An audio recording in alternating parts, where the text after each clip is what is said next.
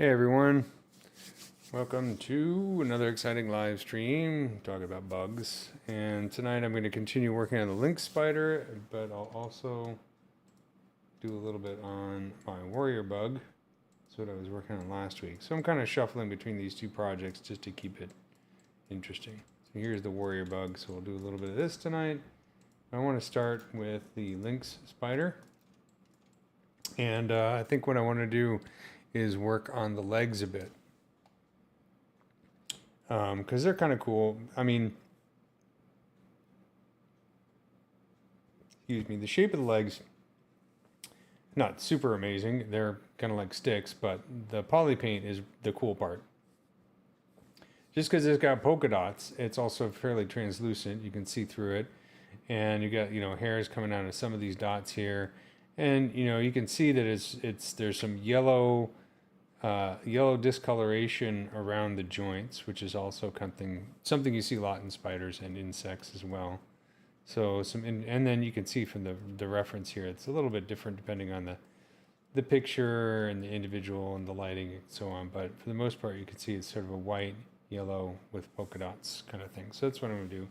But first, and what I'll do is I'm going to, shape the legs on one pair of legs and probably do a lot of the paint job up to the polka dots on one pair of legs and then duplicate that pair of legs so I don't have to start over each time with each pair of legs. It's a little bit of a cheat, but cheats like this are important because sometimes you actually have to do this stuff on a tight deadline, and anything you can do to save time is always helpful. It's also watching me paint legs. I think the first pair would probably be absolutely fascinating, but by the time you get to the third pair, it's like, this is not good TV anymore. So what I'm going to do is let me make this smaller so I can see my interface. And right now I'm going to start by just adding a little bit of detail to make these things look a little bit more organic. Right now they're at the highest subdivision level. They're only about 50,000 points. So let's subdivide this up to about 3 million. So we have plenty to work with when it comes to poly painting because again, I'm a big fan of poly painting mainly because I've been doing it forever. I love Substance as well, but this is not a Substance live stream. It's a ZBrush live stream, so I'm going to be doing a lot of poly painting. And when you're doing poly painting, you're literally painting RGB values directly on the points. So the more points you have, the better. Can be a bit of a drawback, as opposed to working in something like Substance where you're painting on UVs and it's really just the size of the UV shell, the textile density, plus the resolution of the actual image that is going to determine how nice and how detailed you can get with your painting. Whereas ZBrush, you have to worry more about the point count when you're poly painting, and then you can convert that into a texture based on the UVs. So it's a little bit of a drawback, but what I like about poly painting is it's fast. You're using the same ZBrush brushes for the most part, with some alterations using the paint brush and the smooth brush. And you can also use layers, and it's a nice thing to experiment with. I recommend it if you haven't tried poly painting. The other thing I like about it is I don't have to necessarily leave ZBrush. I'm just going to the clay brush and turning on backface mask so that as I draw with the paint with the clay brush, it doesn't mangle the points on the opposite side and the thin parts. So I'm just kind of going over these parts here real quick with the clay brush, and the reason I do this is to kind of introduce a little bit of organic chaos. So it's like I'm going through here with the clay brush, just doing some quick strokes as if it was like a clay sculpting tool or like sandpaper or something like that, and then hitting it with a smooth brush to smooth it out. You can see what it leaves behind is just a nice little bit of just organic kind of detail without getting overly specific, because I don't want it to look mechanical. So you can see this looks a little bit more organic now. And I don't want to spend a whole lot of time on this because these legs are not super detailed. They're fairly simple. You can even see in the joints, there's just a little bit, I mean, it's hard to see, there's just a little bit of kind of organic detail here at the ends and the joints and stuff. So I want to kind of bring that in. And this is a kind of a fast way to do it. And what I'm hoping to do eventually is, well, what I am going to do, I'm not hoping to do it, what I am going to do is, once I get this whole thing painted, I will render it in Redshift here within ZBrush, so you can get a sense of what that's like. I don't know if I'll get to that tonight, but we'll start talking about how to create a kind of translucency and subsurface with Redshift in ZBrush. It's a little bit easier to do when you're using like Redshift for Maya because you have access to the shading nodes and the texture nodes, and you can build a more complex Redshift shader. But still, within ZBrush, it's kind of amazing what you can get compared to before they incorporated Redshift into ZBrush. Before, it was really hard to get any kind of translucency or actual transparency. Well, you really just couldn't get it because it wasn't real ray tracing. So that made it difficult. But it was kind of funny because they used to have it's still in ZBrush, but a ZBrush native subsurface scattering that was so intensely complex to work with and hardly ever gave you very satisfying results. So I'm kind of glad that they finally decided, hey, let's just put Redshift into ZBrush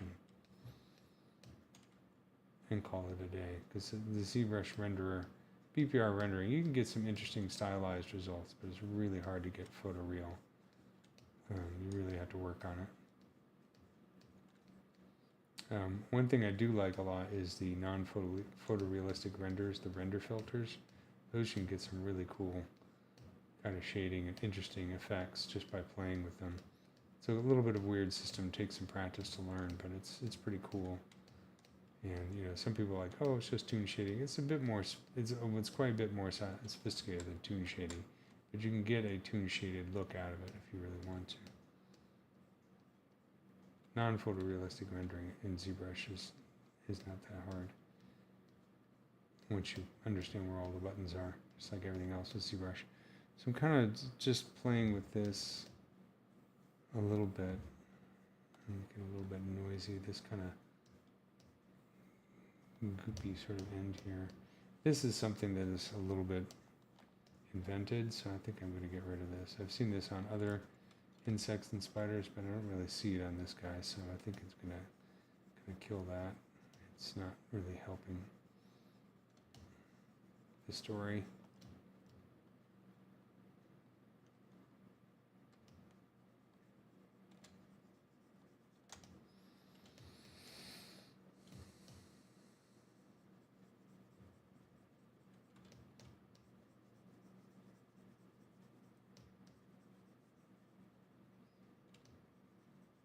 I'm alternating holding the Alt key and releasing the Alt key while I paint with the clay tubes brush.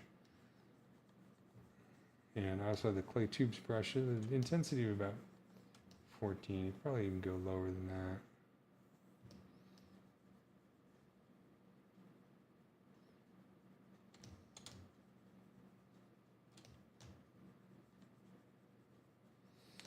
And here we go, something like this. I can create the good old noise brush here. We add a little bit of noise here real quick and smooth it out just to get a slightly different texture here. And what I'm going to do is I'm going to go to the brush settings under surface for the noise brush and turn on local projection mode so I can get access to dynamic scale, this option right here. So what this means is that now the scale of the noise is related to the brush size.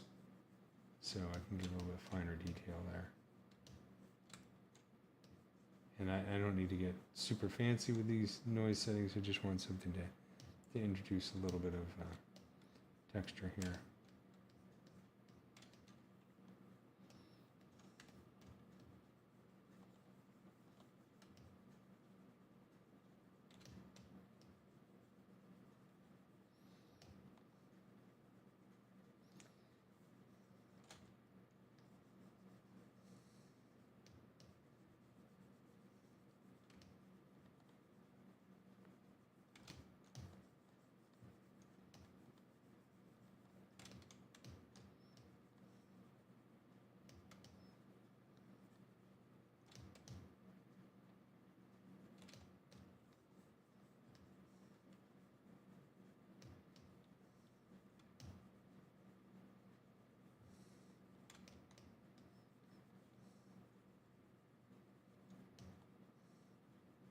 The other thing I like to do when I'm sculpting like this is, so you can see I'm doing a lot of strokes here and then using the shift brush to smooth.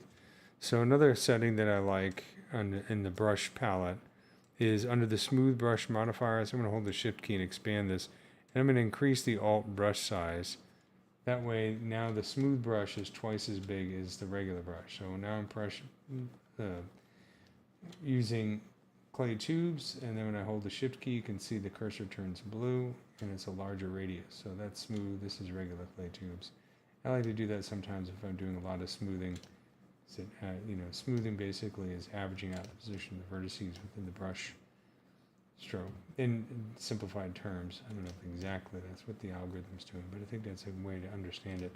So the strength of the smoothing can often be directly related to the size of the brush. You have a bigger brush size, your smoothing intensity, not Z intensity, but related to Z intensity, or your smooth brush has a stronger effect, I guess is the best way to put it. So I like to, I have my Z intensity for my smooth brush up to 100. So by creating that alternate brush size, I can kind of get a little bit more smoothing action out of the smooth brush. There's a lot of really cool smooth brushes that you can test out that do all kinds of crazy stuff. Presets in Lightbox. If you go into Lightbox and under brushes right here. Wish these were strictly alphabetical. Here we go, smooth brush. A bunch of alternate and interesting variations in smooth. I like the smooth peaks brush, although every time I use it I get the theme song to Twin Peaks stuck in my head. This can get some really cool effects here. So again, I'm just going real fast here. No, fast-ish. And again, this is just to introduce a little bit of wobble into the surface. But you could also do with surface noise. I do that sometimes too. Or sometimes I combine the techniques. But since this is going to be mostly translucent, I'm going to not spend a whole lot of time doing fine detail on this because I like the fact that these are just kind of smooth for the most part. Okay, so come down here, do this. I have mask by polygroups on, and these are all different polygroups, each segment, so that I don't have to worry about being super neat with my brush strokes. If it goes over into the next surface, because of mask by polygroups, I don't have to worry about it messing up that surface.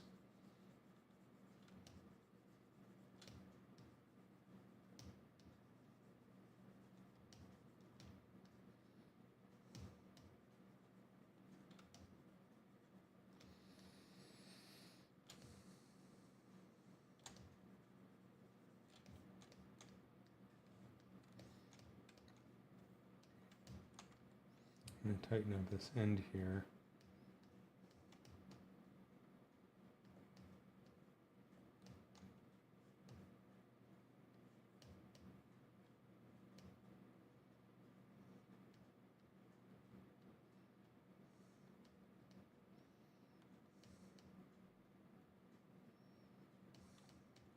And then come back here, clay tubes, and do this.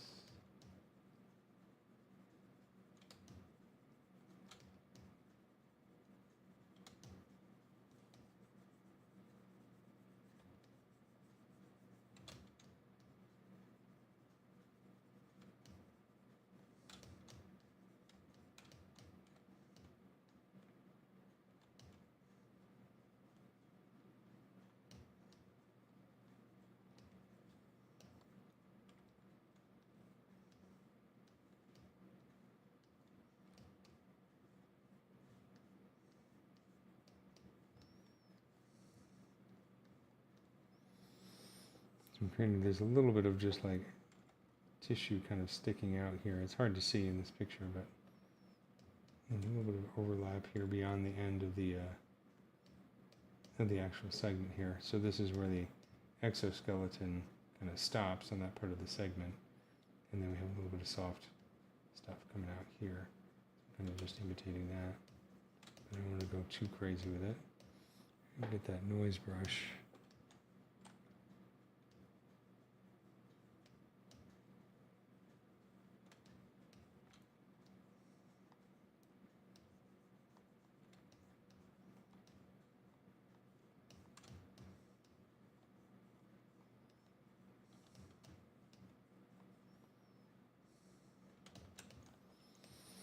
Okay, almost there. Let's save this real quick.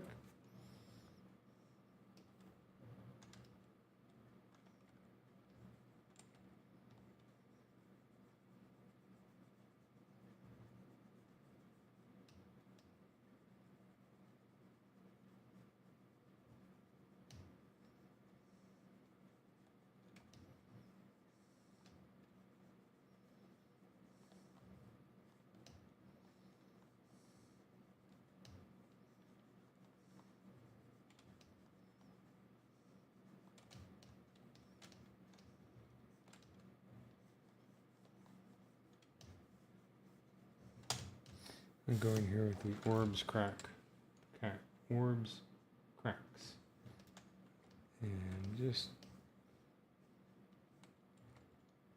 create this kind of thing right here. So it looks like it's a little weathered, and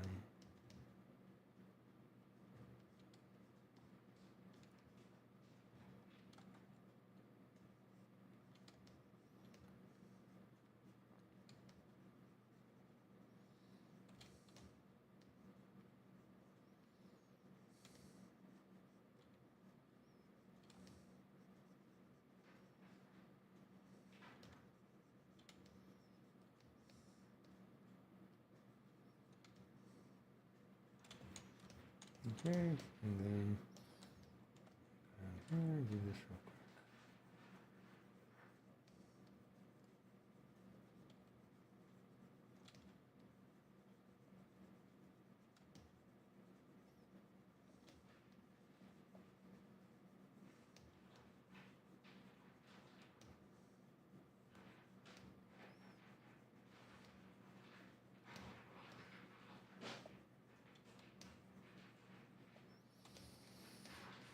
Okay, I'm going to mute the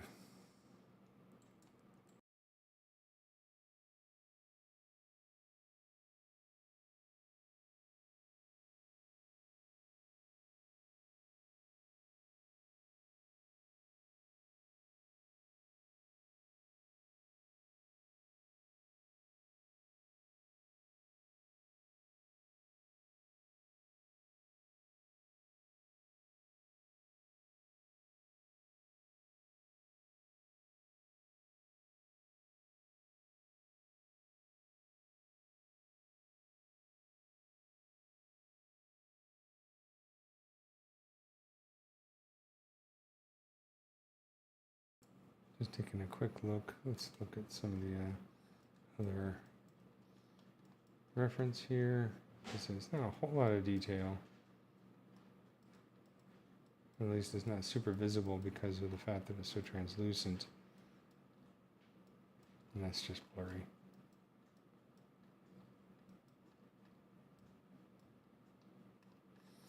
So I think that's okay. So what I'm going to do now is I'm going to switch my material over to Skin Shade 4 because I like that one when I'm poly painting. And save this. Make sure that poly paint is on for the subtool, and then I'm going to fill this whole thing with, let's do a little bit of an off-white.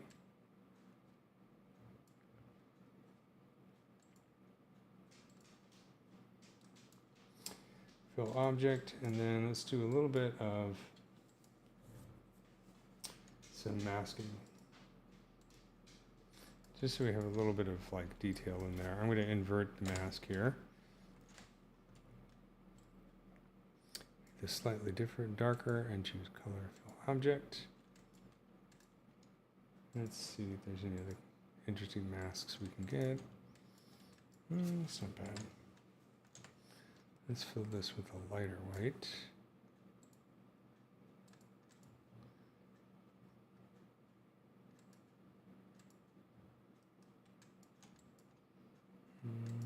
my peaks and valleys. There we go. So this is going to be kind of useful because we can get sort of our joint color here. So I'm going to invert that mask, at least to get it started, and I'm going to choose kind of like a maybe a slightly orangish yellow. And let's lower the, let's select the paintbrush, paint, and then lower the RGB value here.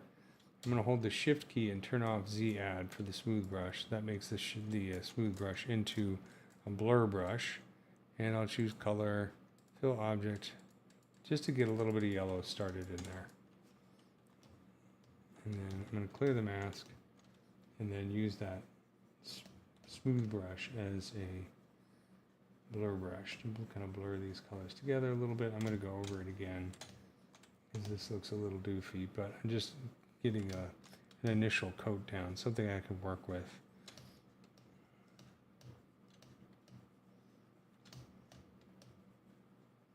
And of course I have symmetry on, so all the color splotches are perfectly symmetrical. I'll change that later. That's what I always say. Okay. So I'm going to go to the paintbrush and do color spray. Under the stroke modifiers, I'm going to set color variance to 0, so it's not randomizing the color. And then I will use alpha like this one. I'm going to choose maybe something like a very light greenish blue.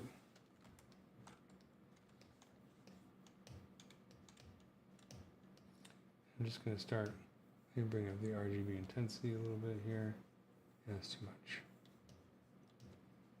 Just to sort of paint over what I've done before. So I'm going to build in some interesting color variation. So it's not just pure white, you know, and yellow.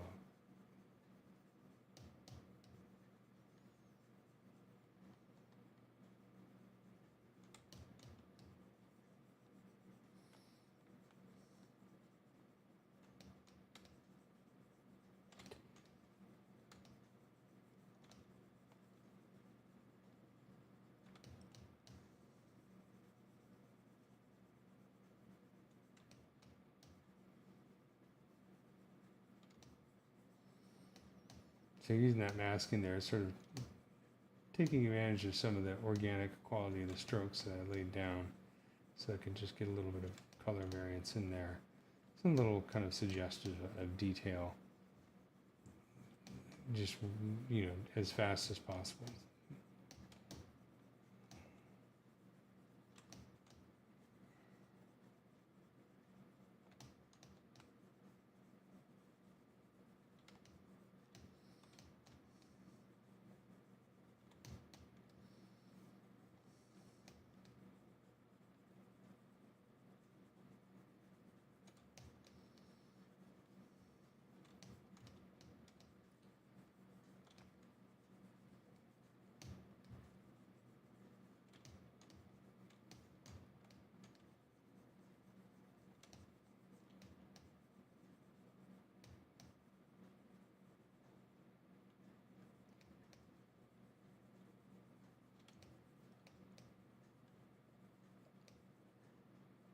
So I'm keeping in mind that the eventual shader here is going to be pretty translucent.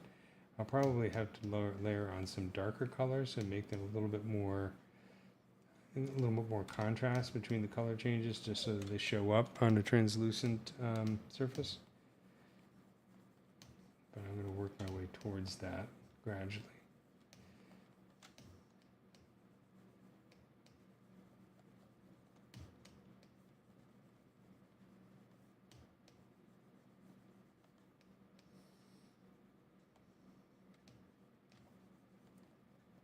And then what I'll probably do is see these black dots here.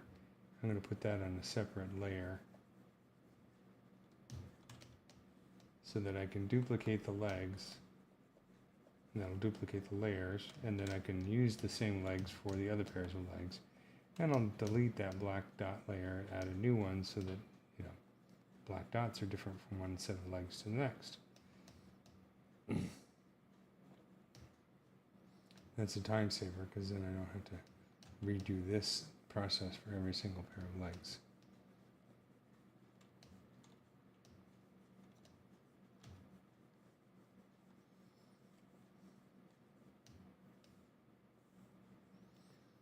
So just getting a little bit of green in there.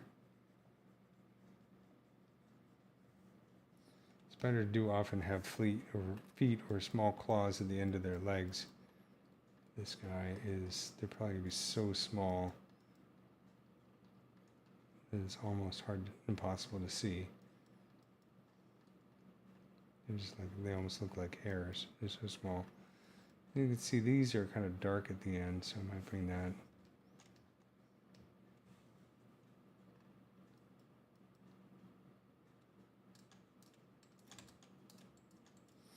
So now I'm going to go and pick a darker reddish yellow. And maybe a slightly different alpha. I'll use like one of these alphas.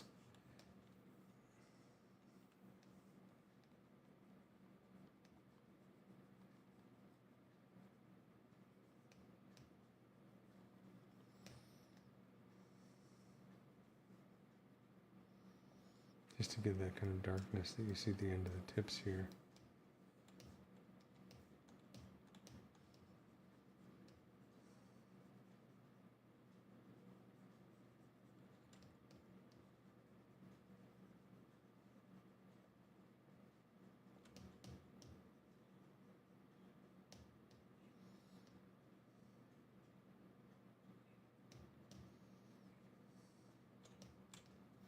Bring some more red in there.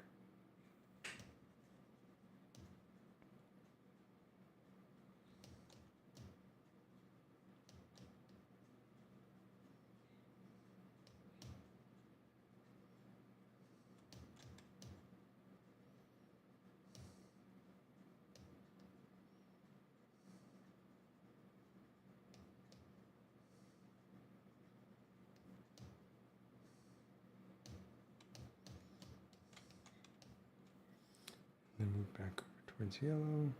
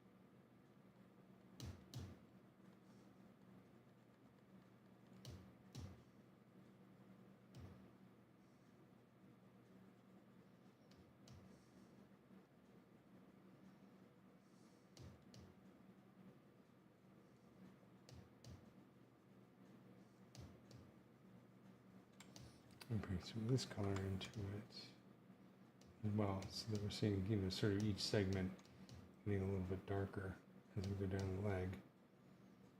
And it'll be kind of consistent as well with the colors.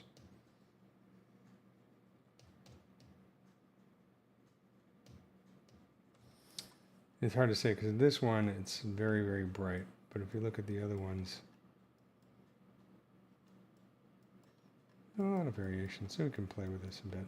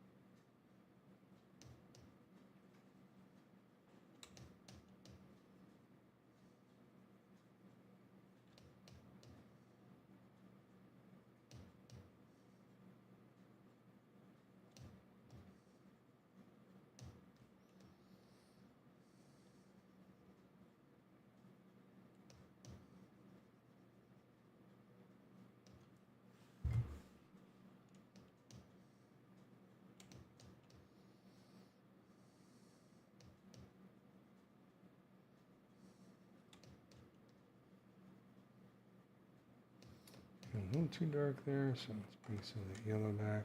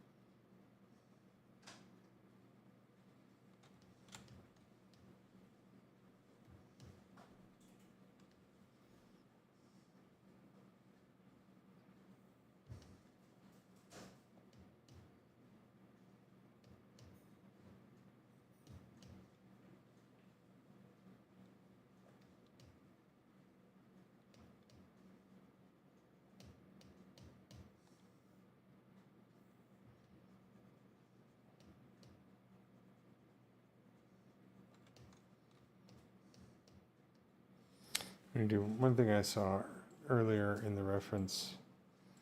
It's kind of a very thin orange-red line here. And so I'm going to set the stroke type back to freehand.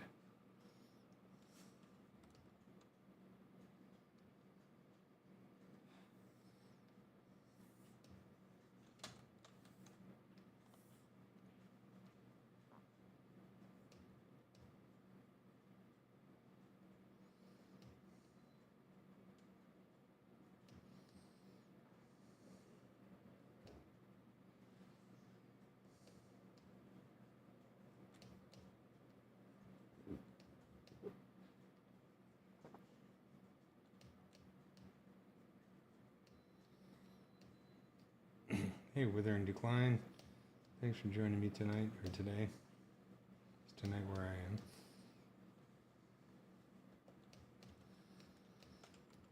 am. Blur it a little bit. And then switch back to color spray. And get some of that bright yellow in there.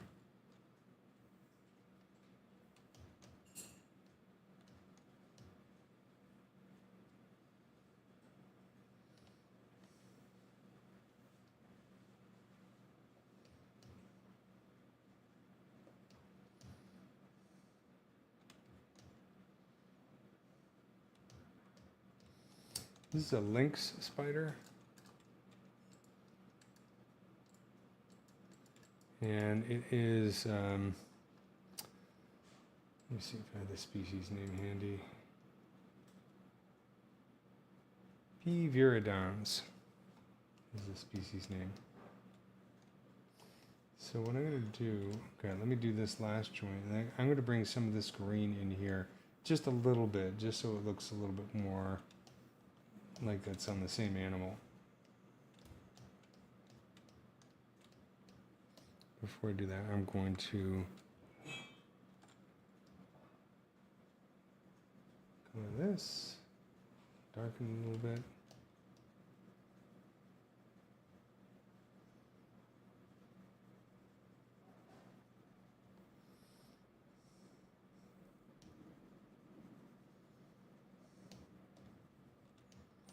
Thanks. I've been working on it the past few weeks in addition to the Arachnid warrior from Starship Troopers, which I'll work on tonight, probably in about 30 minutes. So I'll switch over to that one or 25 minutes or whatever, just to give it, equal time. Because that model's coming along pretty well too. I mean, I'm enjoying it.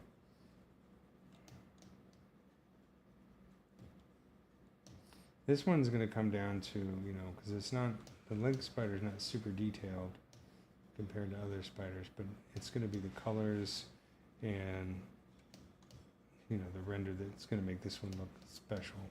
That translucency, it's really what it's all about. When I'm doing an insect or spider or whatever, I always try and think of it in terms of, what is the main characteristic that I want to get across in the sculpt? What is that thing that makes this in particular organism intriguing visually? With butterflies, it's wings. The body, the butterfly, the head, the legs, they're all right. They're not that interesting. I mean, the proboscis is cute because it's a little coil. But for the most part, butterflies and moths are all wings. And then with different spiders, you get different kind of qualities. The tarantula, you get a big, hairy, clumpy, it's all about the hair. And this one, it's the color and the translucency that really kind of sells it, makes it look special. Something like an Amblypygid or a tailless whip scorpion, it's the detail, it's the claws, and the scariness of it.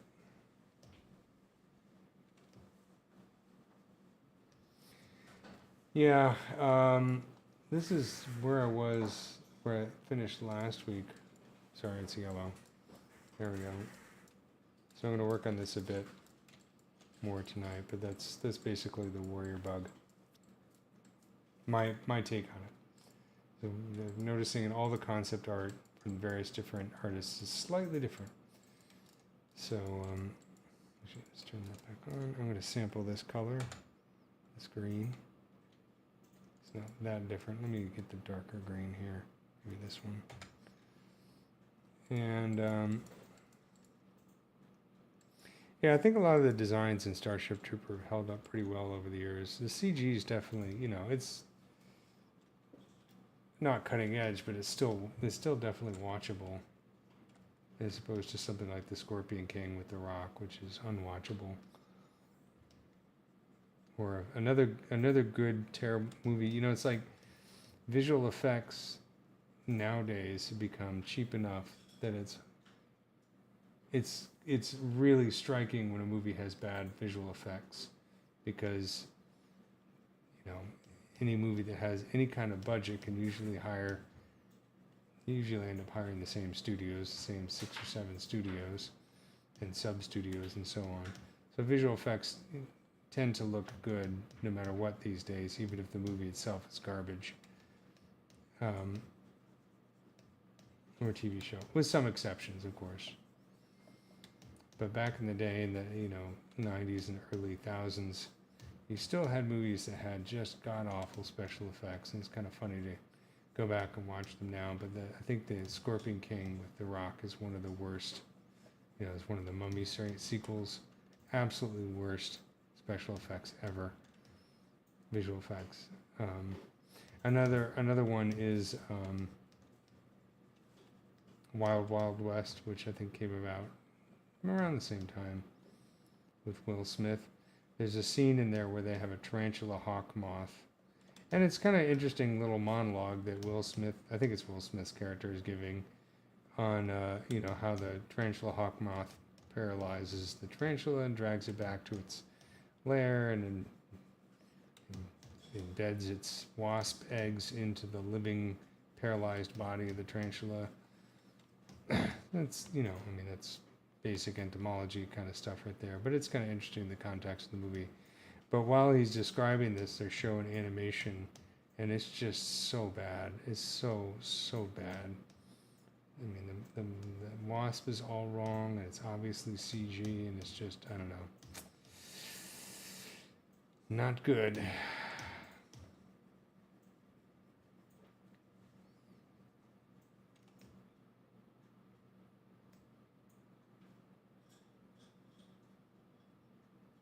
You know, that's interesting because when you're asking about what you would see in the legs, with spiders, believe it or not, a lot of times, most of the time, spiders actually have fluid-filled limbs. In other words, they're using something akin to like hydrostatic pressure to move the legs. So unlike an insect, which does have muscles, pairs of muscles, much like we have pairs of muscles in our arms and our limbs and so on. Insects are the same thing, but it's on the inside of the exoskeleton as opposed to us, where we have it on the outside of the skeleton. But spiders are a different thing. They have it's like a fluid build system. So in some spiders, you can sort of see this kind of movement of stuff within the translucent legs, especially if it's heavily backlit. But it's also why spiders shrivel up when they die. You know, they dry out, and it's why it's really hard to get a nice specimen of like a mounted spider in a frame, because I have a lot of these of other insects and stuff. If you can get a molt, that works better with other arachnids like scorpions and tailless whip scorpions, not so much with spiders, because the molts tend to shrivel up too. But yeah, you can see movement of stuff on the inside of the legs. It's really cool. Maybe I can always build a little bit of geometry in there to kind of imply that, but I don't know how much it'll be visible when I make these things translucent. I'm kind of playing with the colors here. Right now I'm taking a little bit of artistic liberty.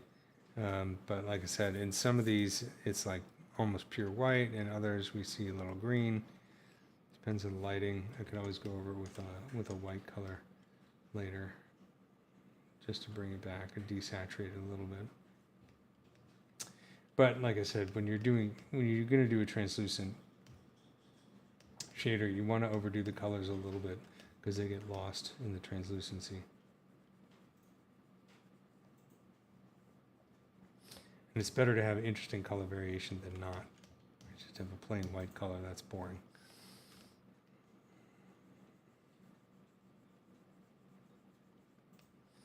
The thing that's a little bit tough, though, or is going to be interesting, is the black, because that's going to lose some contrast if the leg is entirely translucent, that shader. So if it was in Maya, Redshift for Maya, I would create a mask based on those dots to keep them more opaque while the rest of the leg is translucent. But not as easy to do in Redshift because you don't have nodes, you don't have textures you can add to the nodes there. So we'll see how it goes.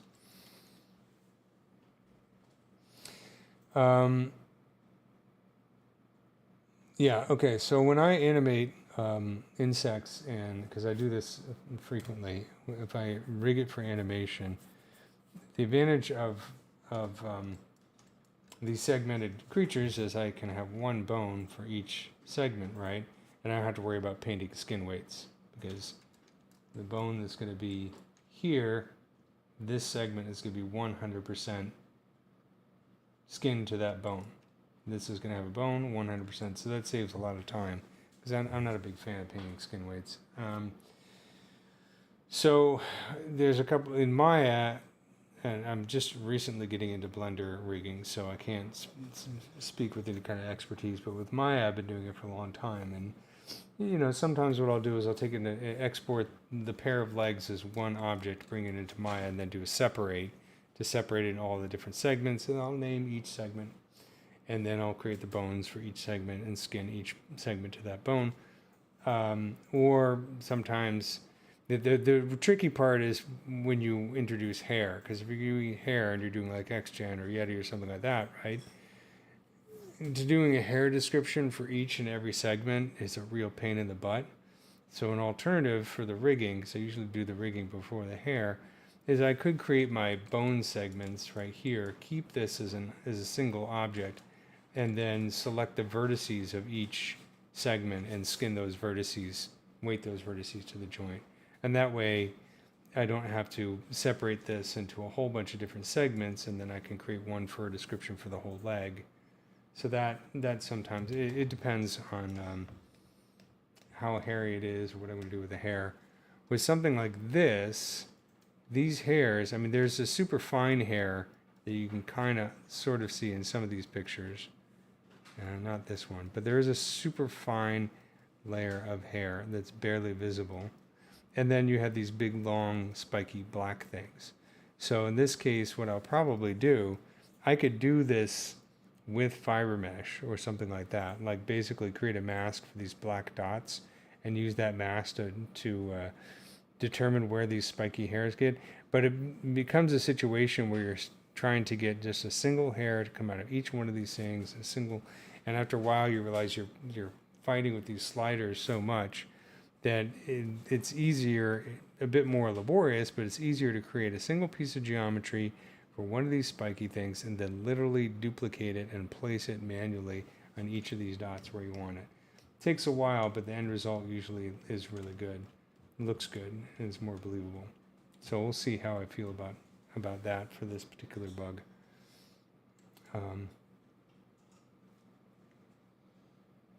Let's save that. I do have, in my Gnomon videos, I have several series on bugs in the Gnomon workshop. So I have a wasp, it's a little bit of an old one. I did a praying mantis, I did a jumping spider. I think that's it. I think in the first one, I do talk about rigging a little bit in Maya. And then I think, no, I don't think I did with the jumping spider or the mantis, because I think I posed those in ZBrush. But I'll have to do maybe a Udemy file or a scene or something like that talking about rigging.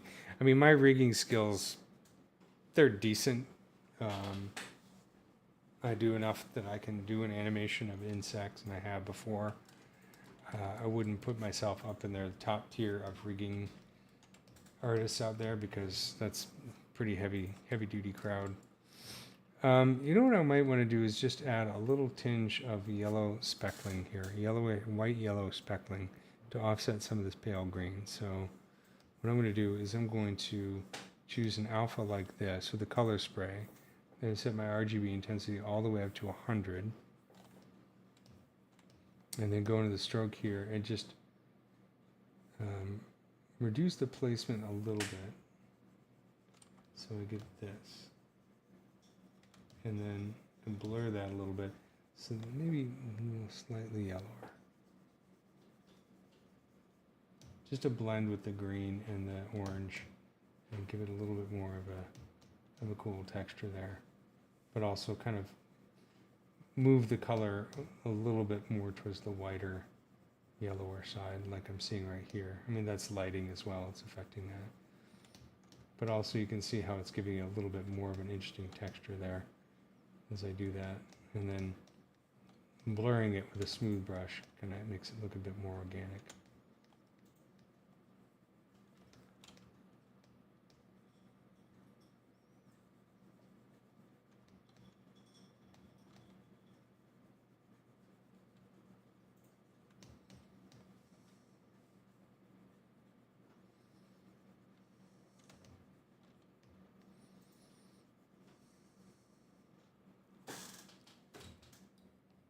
Excuse me.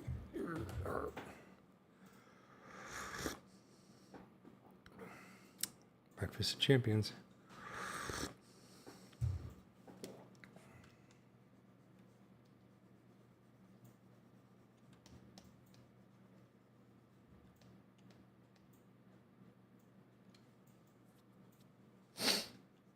The one thing I wouldn't do, going back to the question about topology, is this is made up of discrete segments. You can see when I turn on polypaint.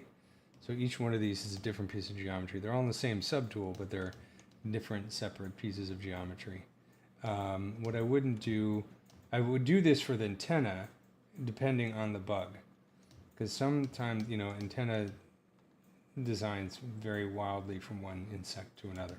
Spiders don't have antenna, but so for an antenna, if it's long and thin and made up of lots and lots and lots of segments about the same size, then I would keep that as one piece of geometry and just sculpt in the divisions between the very segments of the antenna.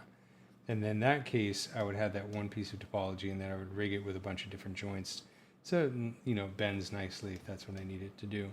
But if the antenna are made up of larger segments like the legs are, then I would use a similar approach that I'm doing for the legs here. But that one really depends. But legs, I almost always keep each segment as a separate piece of topology or a separate piece of geometry. It makes things a lot easier.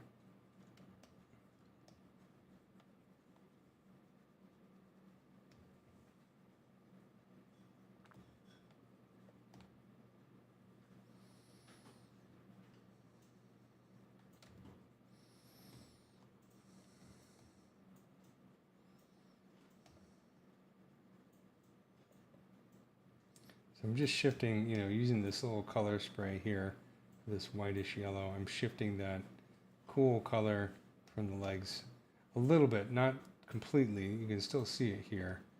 And this is something that I think is really cool about painting organic objects, is the interesting blend of colors and how they transition, sometimes in very interesting ways that you wouldn't expect. From cools to warms. And a lot of times you'll have like a warm green right next to a cool green on the same bug in the same spot. With this guy, you can see that on the abdomen. Also, you can see how just the poly painting here, you can almost create the look of translucence or subsurface there, even though that's just colors being blended together.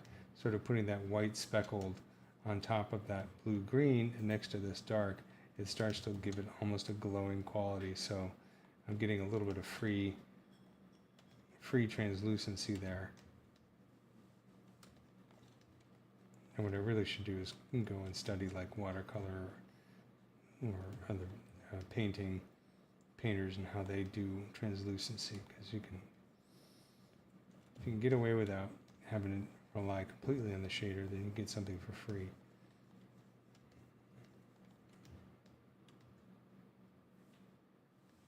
Bonsoir, dope boy. You're not related to the dope pope, are you? I've been talking a lot about the dope pope. It's got some cool ZBrush models, and I've been looking at them in the past few sessions. So I don't know if it's wrong to assume that all dope people know each other, but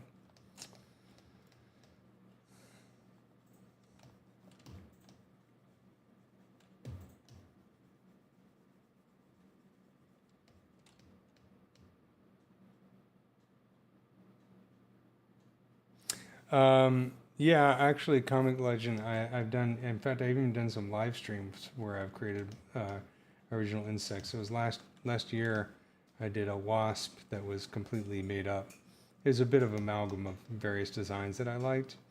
But I also talked a little bit about this in my live stream last week.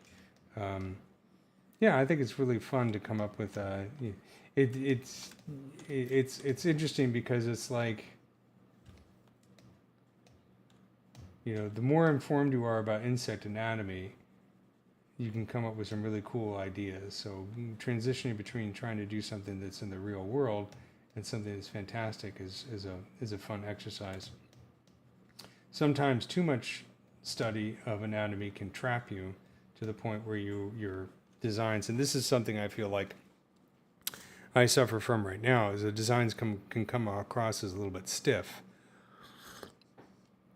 because I'm worried about accuracy. It's like if you worry too much about human anatomy, you can't create interesting characters. All you're doing is creating anatomy studies because you're frozen with the fear of like, oh my God, what if the tricep doesn't look right or whatever.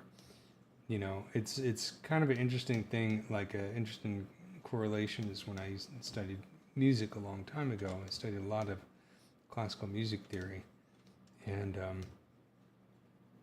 when I got around to writing my own music, everything sounded like a study. Everything sounded, because I was so obsessed with making sure that things were right or trying to be overly clever, and I kind of got stuck creatively. And the only way out was to join a punk rock band, which is what I did, which ruined my hearing, but it was a lot of fun at the time. You know, and so sometimes I think it's good to break out from doing things that are super accurate and try and do something a little bit goofy every once in a while, so that you're always pushing the envelope on the style, you know, in different directions, you know, testing things, you know. So I should probably do a more wacky, over-the-top design at some point. I mean, I think this one is a good example of that. You know, doing something a little bit crazy. So what I'm going to do real quick before I switch over to that one is, let me save this and let's do some black dots on the legs here, just so I can kind of get that going. Because that's going to make a huge difference in the way these legs look. So I'm going to do that in layers. So I'm going to create a layer. I'm going to create a second layer. And I'll name this black dots. I just like to have one layer right here on below that, whatever, I can do something underneath it or whatever. I could always add later, that doesn't matter. It doesn't matter. So now what I'm going to do is let's go back to freehand. Let's get a somewhat blotchy alpha, go all the way black, and RGB intensity is 100. And also, very important, let's turn off symmetry. And I'm going to press O to bring up the slider for focal shift. Set the focal shift to a very low value so I don't have too much blurring on the edges. So I want to have a nice, this is good, but it's a little bit too round. I want to add a little bit of variance. So I'm going to go to the stroke palette, and under modifiers, let's just add a little stroke jitter here.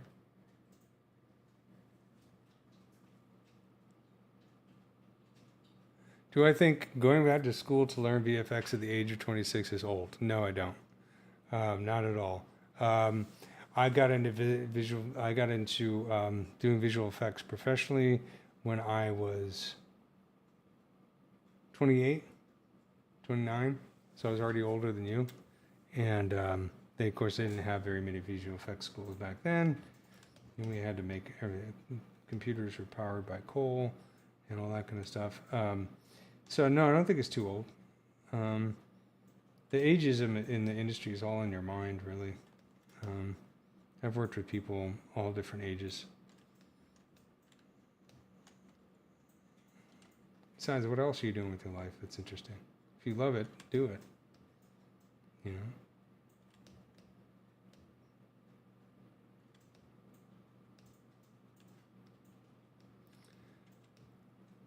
Yeah, thanks. I really enjoy poly painting, and you know, it's the process of going through this is a lot of discovery.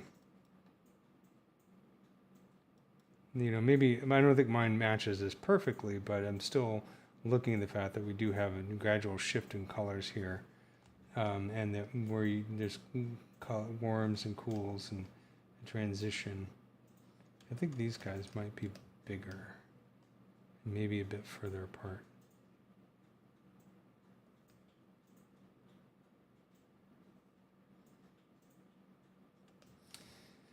But you'll also notice that when I add the hairs in here, that's when it really starts to, whenever you're doing spiders or bugs, you gotta pay attention to the hair, even if it's sparse hair. It adds such a level of realism. It's like without it, it's kind of like if you look at a character before somebody adds the eyelashes, there's just something disturbingly wrong about it, even if it's from far away. And then just a hint of eyelashes in the character suddenly makes them look a lot more realistic. Male or female, doesn't matter. And it's the same thing with bugs and hair. Just adding a little bit of hair here and there will really make your model suddenly look much more realistic and much more interesting.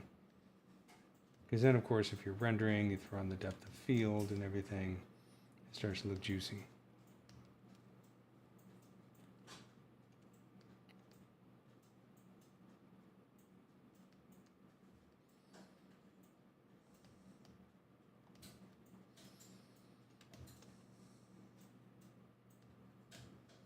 One time, a long time ago, I mentioned this before in a previous live stream, where I Thought it would be funny as an April Fool's joke to do a insect design of my own and do a photorealistic render, then post it on an entomology site just to see if I fooled anyone. And I did not. They tore me a new one because I didn't know anything about insect anatomy. So people were like, you photoshopped that, which is doubly insulting because I actually modeled the whole thing and rendered it in V-Ray and worked really hard on it. People were like, you photoshopped that piece of crap, it's garbage. And they were not kind. So, touching the burner there. It was also kind of like, guys, it's April Fool's, okay? Lay off. Have some fun for once.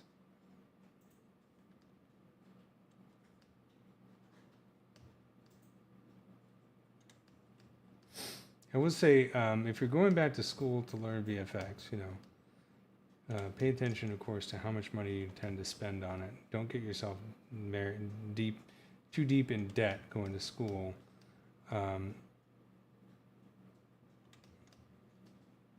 Make sure you're clear on what your goal is and why you want to go back to school for it.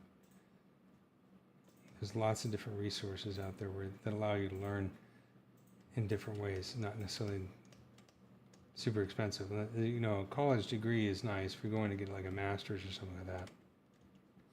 But if your goal is to get a job in the industry, that may or may not be the best way to go, to get like a master's degree from a university.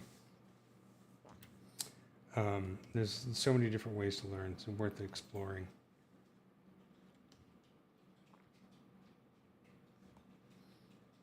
Yeah, they spotted the fake almost instantly. But I didn't know anything about insect anatomy, like zero. So I just made kind of like a big goopy weirdness. But it was fun. I think the fun part was the render, because it was rendering it with like a styrofoam and a pin in the middle, like as if I was like, put it in a box and pinned it. That was kind of fun.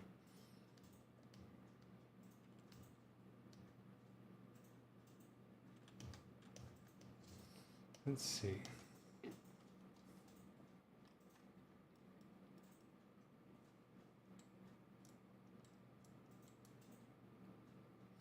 hard to say. I might have too many spots here on mine.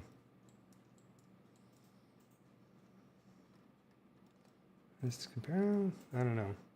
This one's more spotty. I think it depends. I think they could be bigger.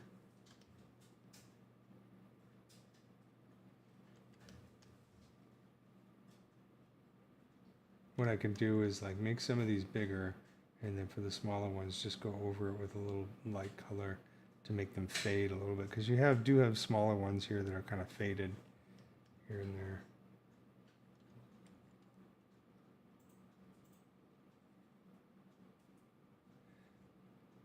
Yeah, there are some insects that hardly look real, especially the really like those super golden beetles that are just so incredibly metallic.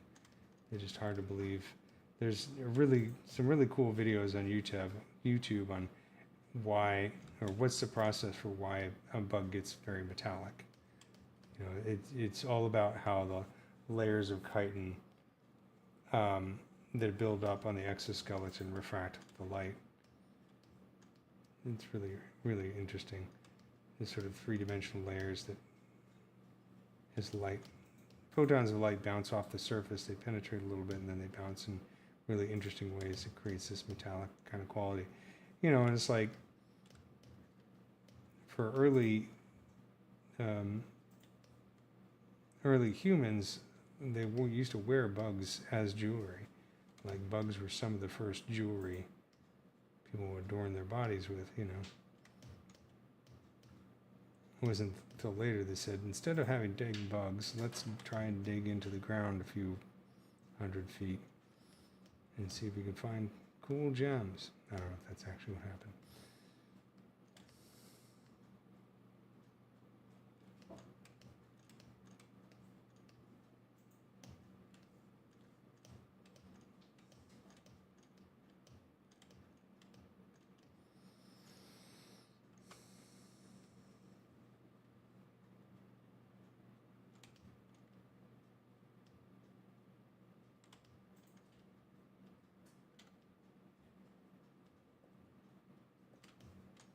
Just fading out some of these because I think I made too many of them.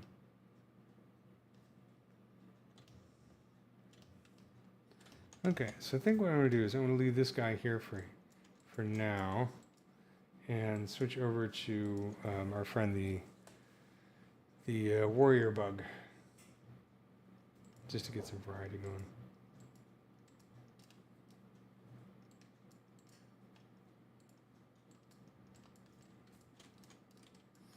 What I was doing last week is I was working on these right here, and I was kind of borrowing this kind of thing, which I like. I might bring that back into the legs, but I think what I want to do is work on maybe this part a bit more. So let's bring up my reference.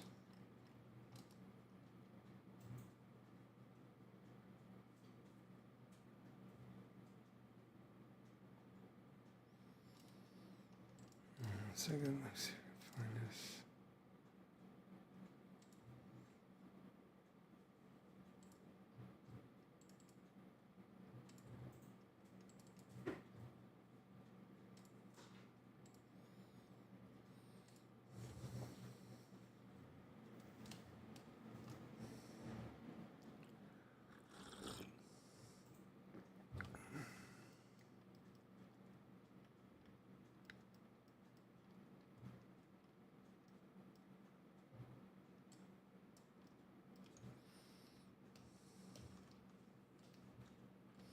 I think I'm going to add some teeth in here.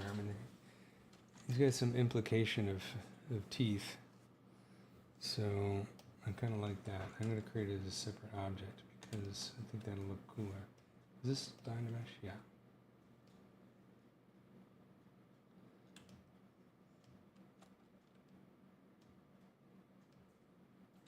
So I'm just creating a little socket here that I can put my teeth into.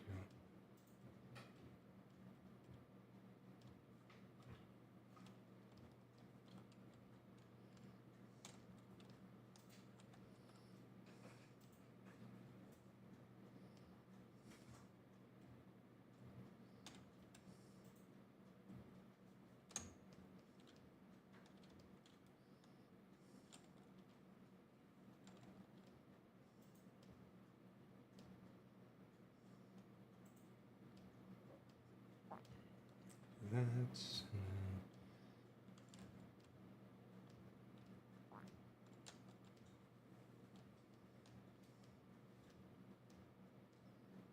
I'm going to give him a whole lot of teeth, make him extra scary.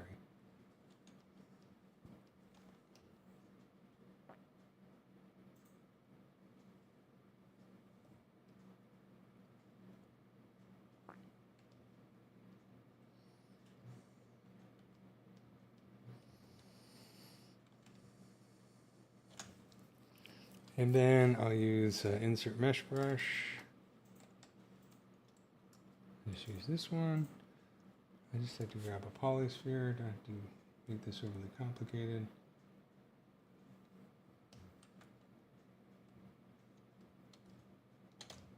Oops. Turn on Z add.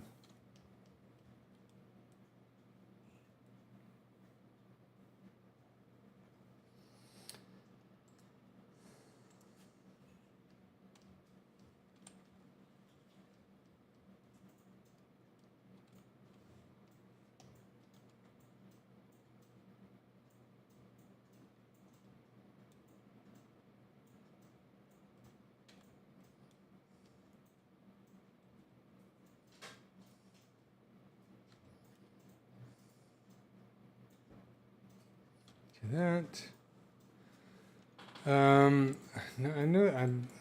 I know these guys are done at Tippett Studios, but I don't know if Phil Tippett actually was the one who designed them.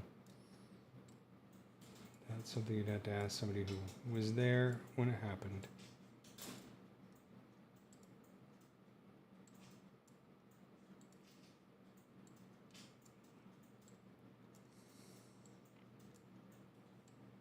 I think I might still have the Cine effects for what that has Starship Troopers in it, so I could probably find out, but they're all the way over there.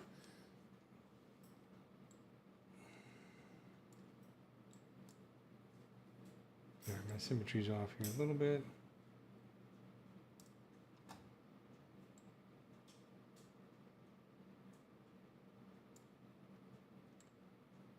It's okay, I'll fix it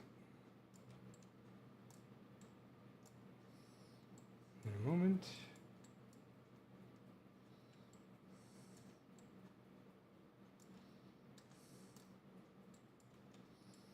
So I'm doing a trick here with the gizmo, where if you have an object and it doesn't have subdivision levels, I'm still all within the same subtool, so I'm working within the same subtool here, but I'm holding the control key as I drag to make a duplicate of the current geometry, which is a very fast way to put in repeating parts like this. For some reason I always switch to my mouse when I'm doing gizmo, I don't know why. And I'm way off.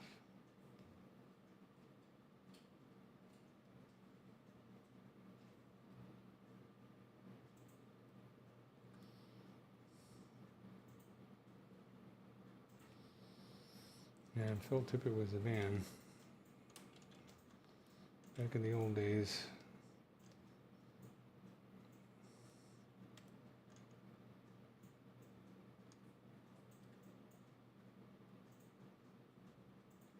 My friend John Brown, who teaches sculpture at the Gnomon Workshop, has a lot of stories of the old days of doing practical effects in Hollywood.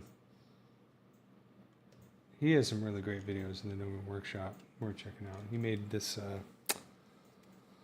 do a little plug for my friend John. He did this Loomis print, human head, you can order. It's a really great reference. And he's got some really cool videos on the Gnomon Workshop, traditional clay sculpting.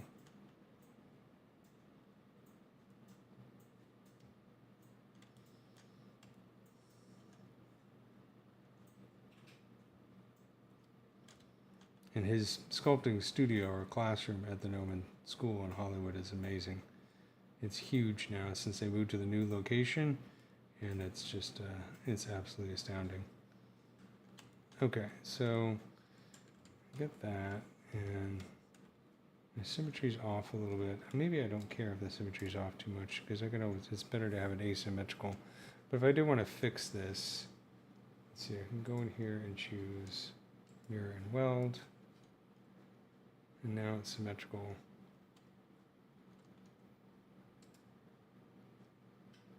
Should be.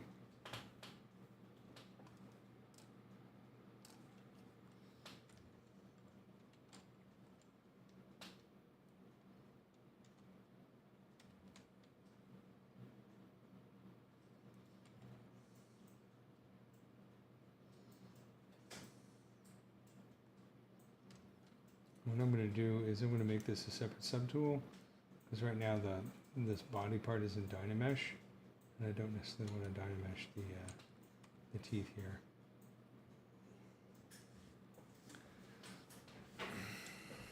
So I'm going to do Control Shift to hide everything else. Go down under Split and choose Split Hidden. Now I have this as one subtool and the teeth is another.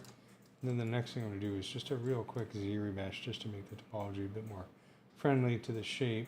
Let's save this real quick. And keep the same number of points. There we go. Now they're a bit more. This is what it looked like before. Now that looks a little bit better. And subdivide, Control D. Few times, maybe add just some strokes here to make them look a little bit more formidable.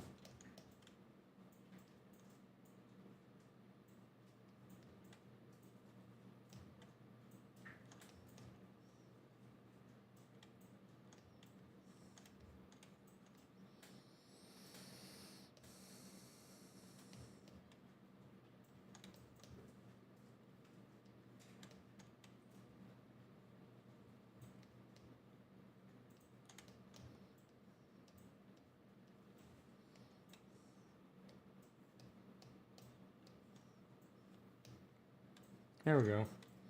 Just little touches like that make it much more endearing.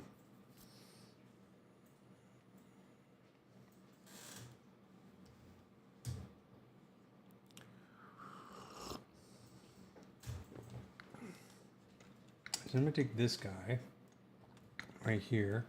I think the overall shape is pretty good. I'm going to have to fix a few things with regards to how the legs meet the body, but I think for the most part it's okay.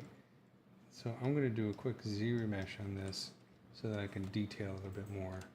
I mean, I don't have to do it, but if I'm going to get into detailing, I prefer to do it with better topology than Dynamesh. That's just a personal preference. But before I do that, I'm just adding a few more details around the eye socket.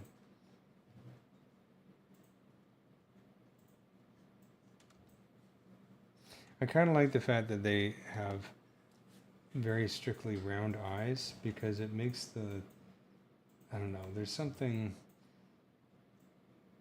all the more creepier about it, as opposed to having, you know, angry humanoid eyes. I mean, this perfect round single eye just staring at you is just weirdly terrifying.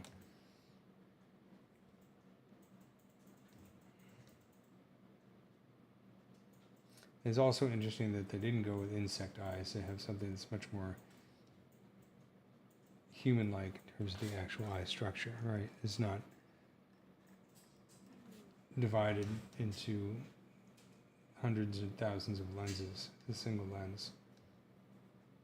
So I guess it's kind of inspired by octopus, I guess. Reminds me of an octopus eye.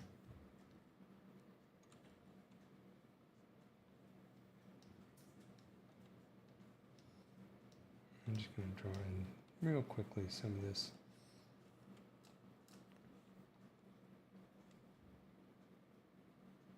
All right, I lied. I'm not doing Z-remesh just yet.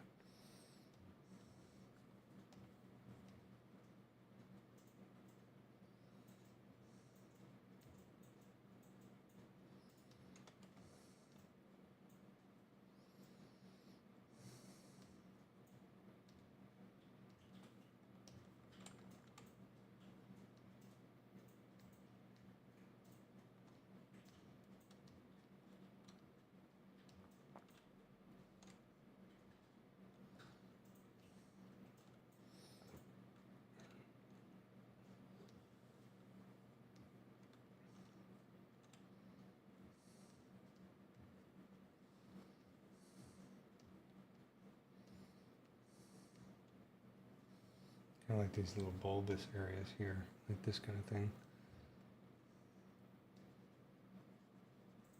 I think my eyes sit back a bit more than in this version, but yeah, that's all right.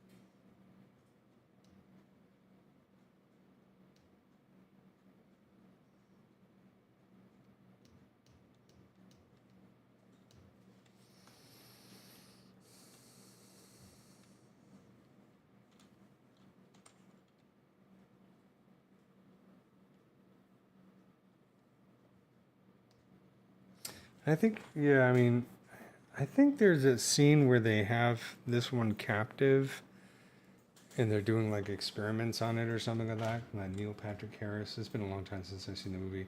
And I think in that scene you can see the eyes of the warrior bug. Because I remember they started making fun of it because it was scared, you know. God, the human beings in that movie were really terrible. So what I'm going to do is I'm going to store this history state and do a quick Z-remesh.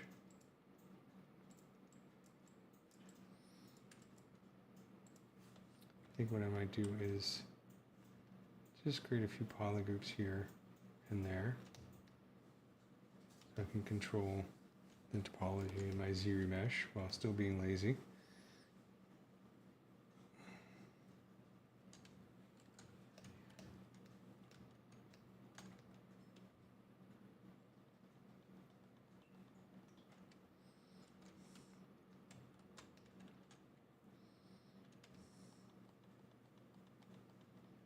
I'm just painting a mask here in the eye socket, and then Control W to make a polygroup.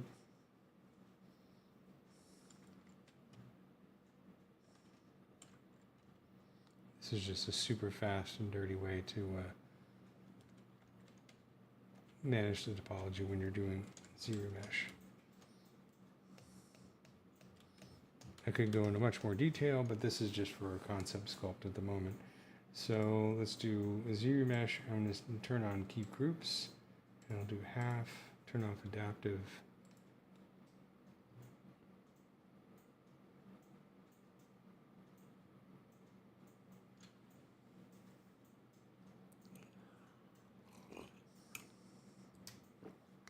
Okay, let's turn on line. So you can see, I'm going to kind of got an edge loop around this part a little bit. Same with the eye. It's far from perfect, but it's okay. I'm going to do a couple more.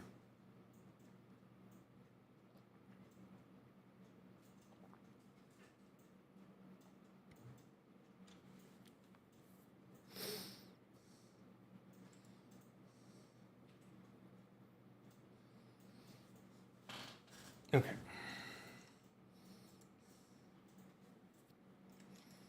So this is what I call good enough for jazz topology.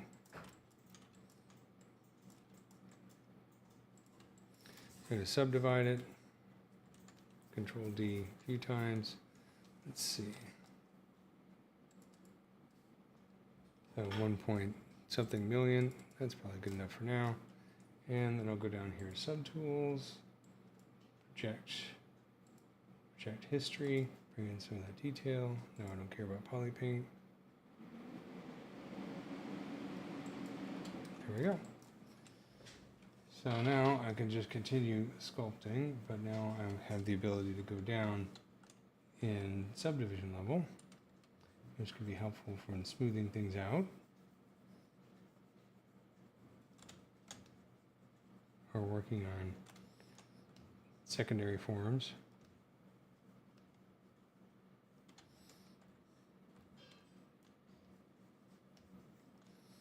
I'm using a flake brush to kind of give these guys a little bit of a meaty sag. You can actually literally turn on gravity on the brush. If I go into brush settings, I'm using the inflate brush. I can go down to, is it modifiers? Or is it orientation? Not orientation.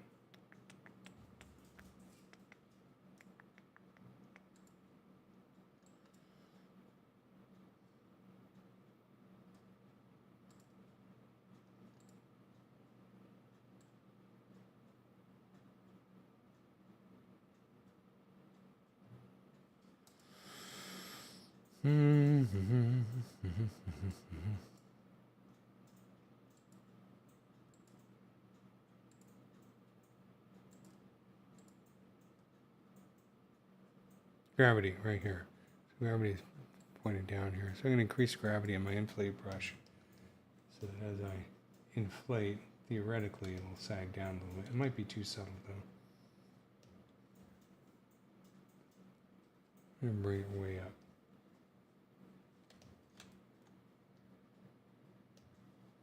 You also have to be careful because I believe this is based on screen orientation. So if I start rotating this guy around, it's going to change the direction of the gravity. And it's kind of a fun thing to fool with a little bit.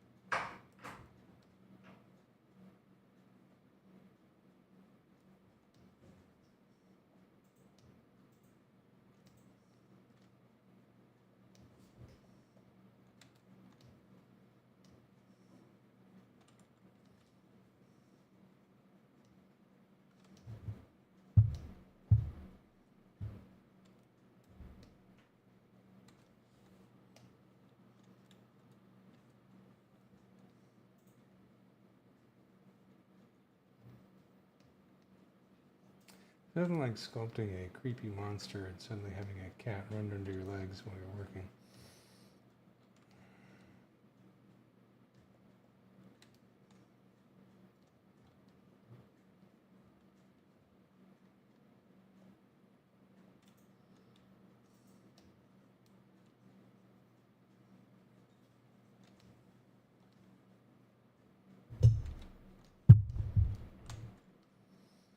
Okay, so I've got kind of like a little bulbous thing going on here. I'll just go over the clay tubes and kind of mess with it a little bit more. Give it a little bit of a texture. You know, I draw the lines on just to give you a rough idea of where I want to put these details, but I also kind of sculpt over them so they don't look like, they don't continue to look like carved in lines.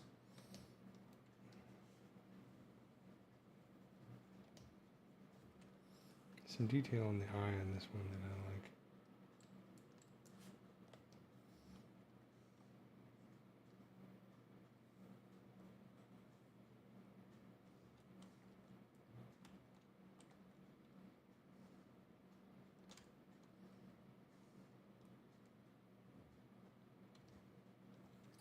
Turn off my aspect polyloop.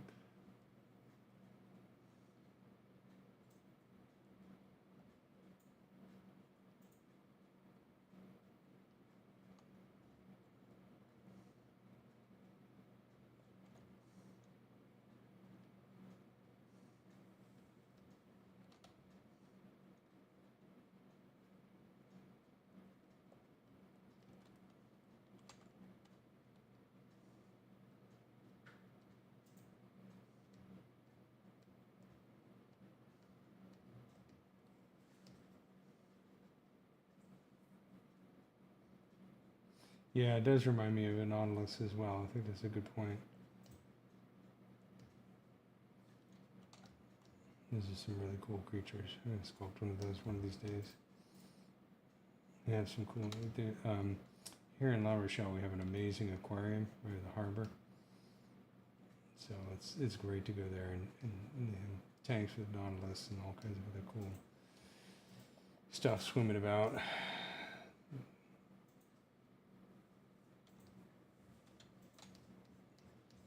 I love a good aquarium.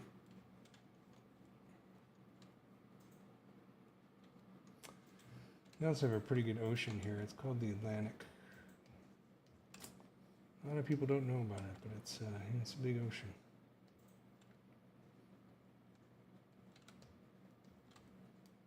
A lot of water.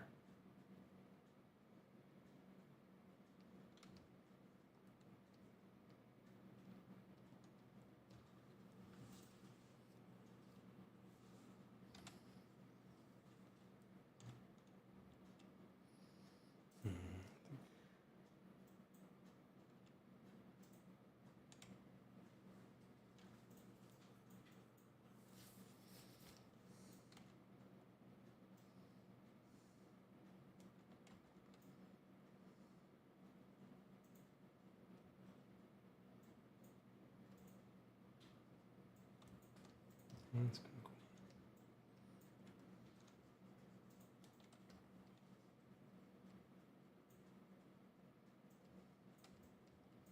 Not exactly the same, but you know, close enough.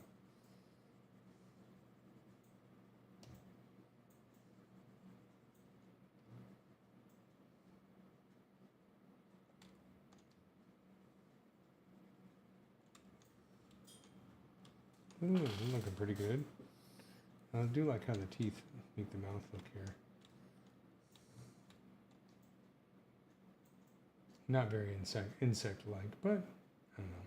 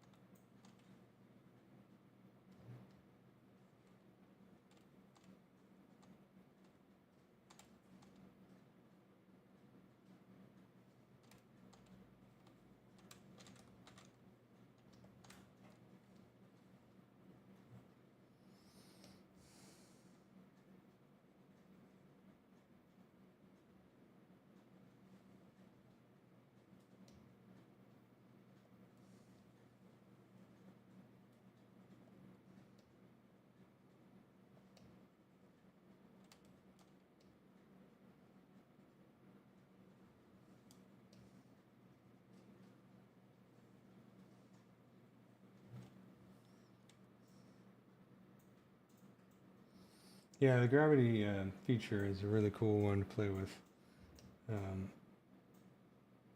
Experiments sometimes can be quite subtle, but you know, subtlety is everything. And try it with different brushes. A lot of the brushes that have these fancy features to them, the settings are available to all the brushes within the brush palette. The brush palette is like incredibly sophisticated in terms of what you can do with brushes. The only problem is it's also not easy to figure out exactly how it works because there's not much in terms of documentation, and the descriptions are not always very good.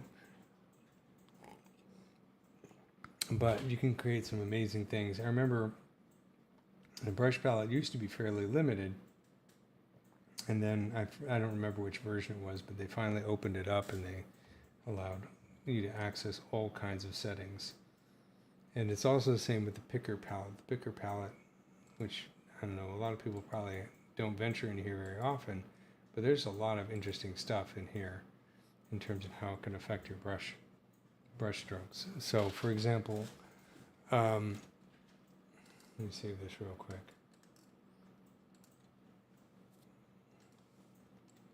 Just to take an aside here, and the more technical aspects of ZBrush, get myself a sphere. Actually, let's do a polycube. Subdivide it a few times. And take something like a nice simple brush like, clay brush, for example. So as I sculpt with the clay brush, you can see is it's changing the orientation. The orientation indicated by those red circles. That's which way the brush is facing, and you can see as it follows the contour of the object. If I go into the picker palette and go into orientation, you have these 3 buttons here.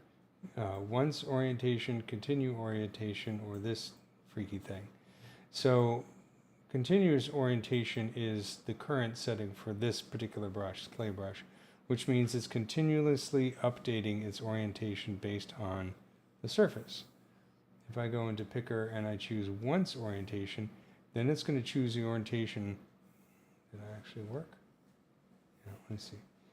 It's going to look at the orientation of the brush when I first touch the surface, and then it's going to keep that orientation. And so you can see it's maintaining that while I sculpt on the surface, which can get some really wild effects, and it's a lot of the way that the polish brushes work. Take a polish brush, for example, and go into the picker. This is continuous orientation at the moment. And if I go in here and change to once orientation, sorry, actually I was thinking the planar brushes, not the polish brushes. They're very similar. Go in here to the planar brushes. Are they still? Yeah, planar. You know, this allows you to carve a planar shape into the surface. Then by default, it's set to once orientation. So it keeps the orientation based on the first time you tap on it. So that's those 2 buttons right here. But you also have this, which allows you to pick a specific orientation for the brush. So if I go into my clay brush again, and I go picker, and I move this, then the orientation of the brush is going to follow that arrow. See how the circle doesn't actually change? So you can get some really interesting effects that way. It's always the same orientation. You can change the rotation of the object as a way to change how the brush reacts to the object.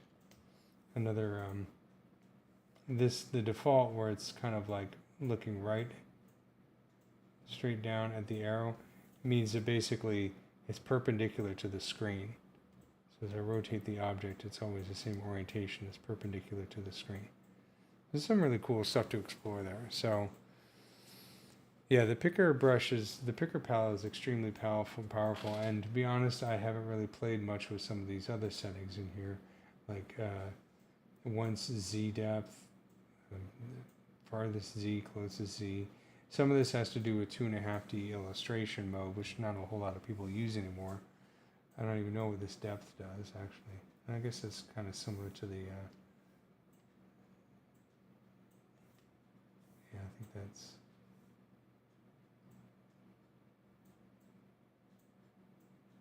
talk about some crazy values there. I bet you if I go in here and drag, yeah.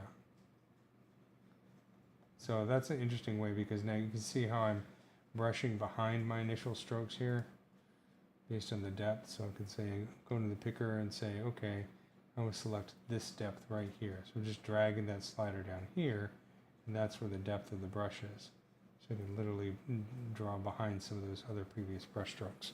That could be interesting too. Really cool for making rocks and things like that, and ledges. So, learn something new every day. Or you don't, but in this case you did. Or in this case I did. So there you go. Okay, so back to our monster. I'm just going to play with some of these details back here.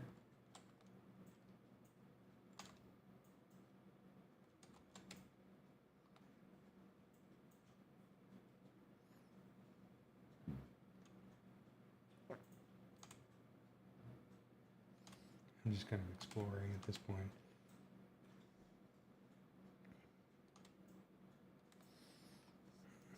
I kind of like these implied muscles, these little bulges here.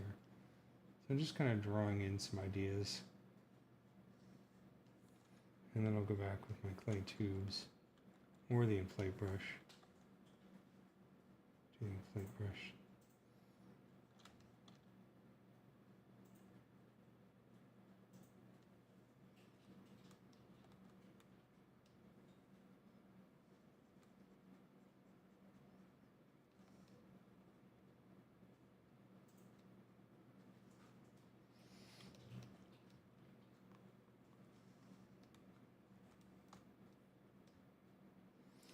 It's amazing how many times I'll be like in a, or watch somebody like Paul Gabry or Ian Robinson or whatever, Joseph Trust. And there's so many features in ZBrush that either I didn't know about or I knew at one time and then completely forgot about. The worst is when you realize you've been doing things the hard way for a long time. You're like, oh, why didn't I just do it like that? That happens.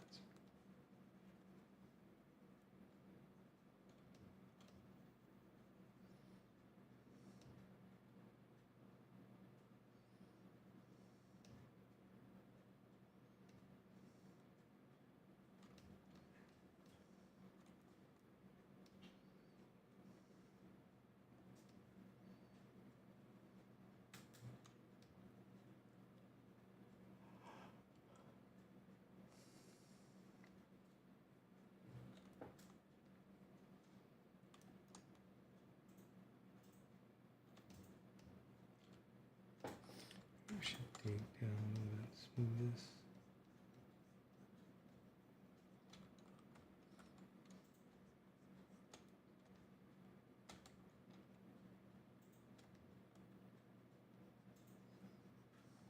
There we go. I think that looks pretty cool.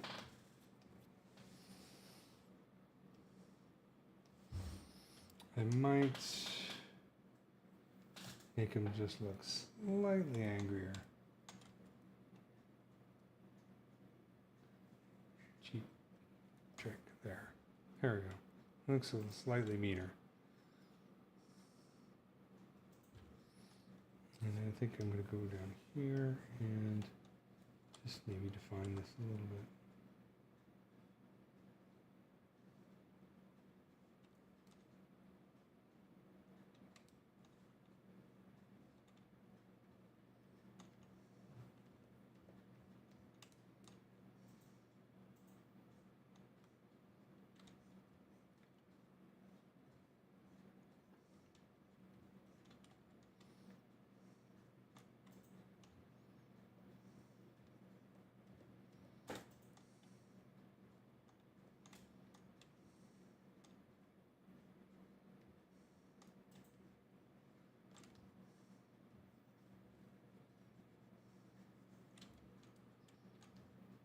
Just adding a little bit of detail there. Cool.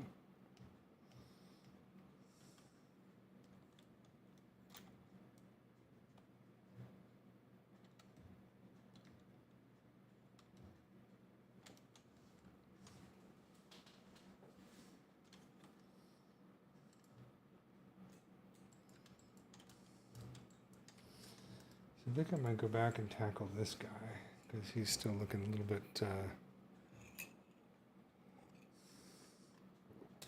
lacking in detail. So, fair amount of variations on this.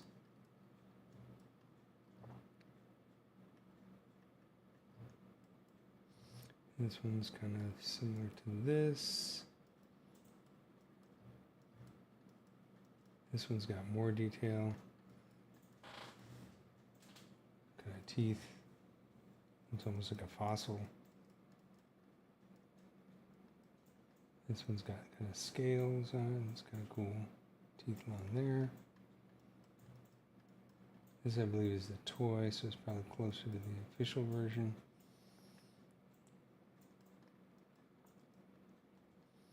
I like this one because the teeth is nice and pointy and kind of bowed. I think I'll go with something like that, although it's kind of hard to see the detail there. He's got some stuff going on here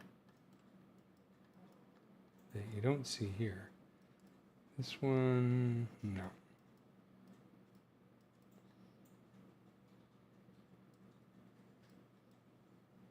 Kind of like that one.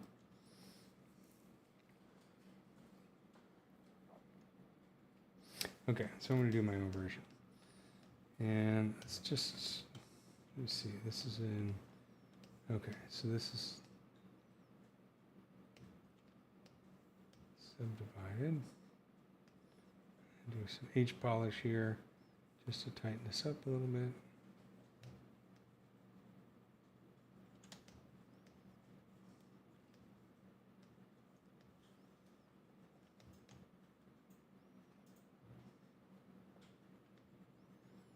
I like the H polish brush because it allows me to kind of find these planes here. 141. I'm going to subdivide this.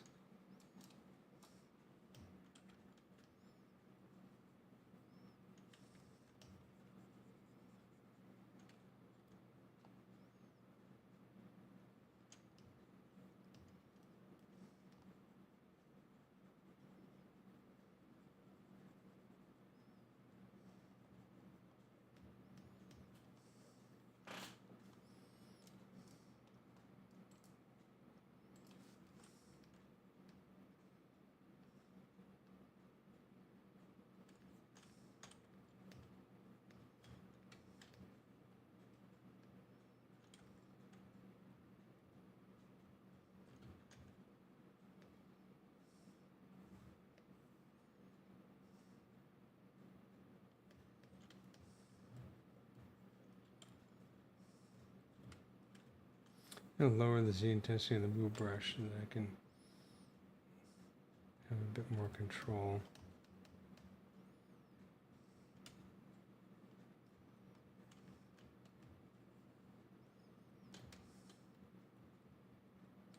A very old Gnomon video. I don't think it's around anymore.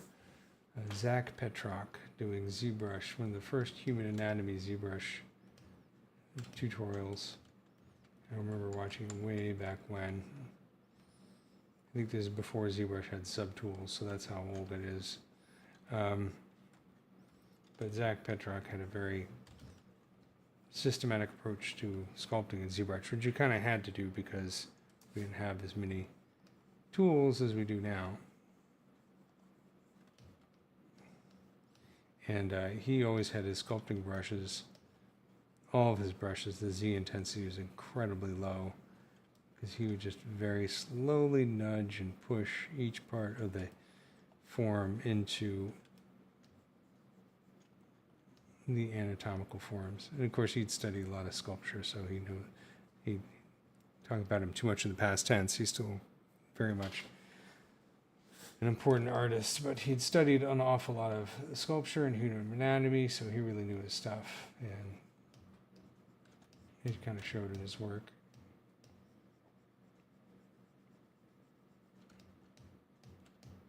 So every once in a while, I'm trying to remind myself to lower the Z intensity and go slowly. Yeah, he has some great videos. Still does, has some cool stuff out there. I don't know. He definitely has cool stuff out there.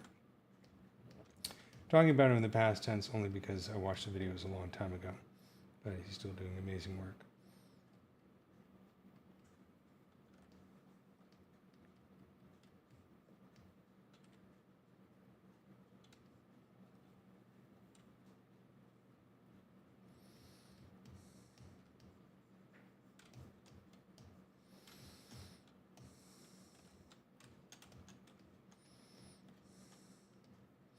I like to use the H polish brush while holding the Alt key.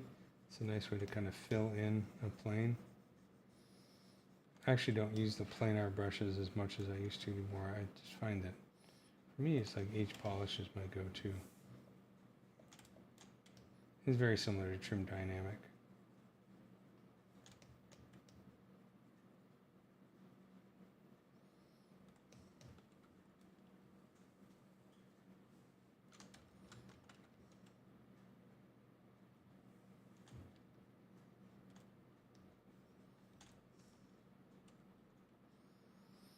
Yeah, they were in version 2, I believe, because I think he was still using Projection Master to do his details.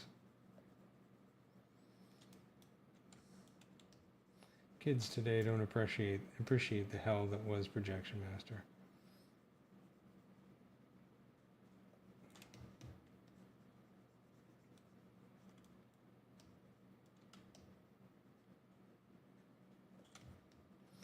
I always thought they should do some wacky challenges at the Z Summit, kind of like Top Chef style things. Like do a sculpt off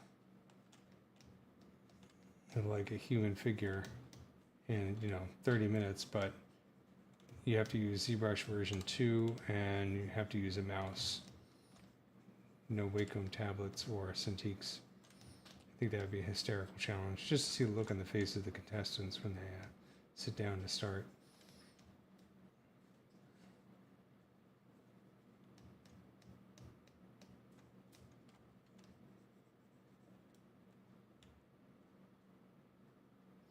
Yeah, I remember he'd bring in the box models from Maya and everything, and I did that. I mean, I did a lot of back and forth between Maya and ZBrush for a very long time, up until they introduced the Z Modeler, and also they improved the gizmo. I mean, I used the transpose line all the time, but the gizmo made things a lot easier to work in ZBrush. Okay, so I'm just kind of playing with the forms here.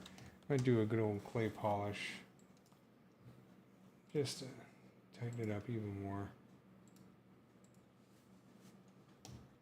And now what I'm going to do is I'm going to divide it again and just get some little toothies teeth going, because I like how these guys have teeth here.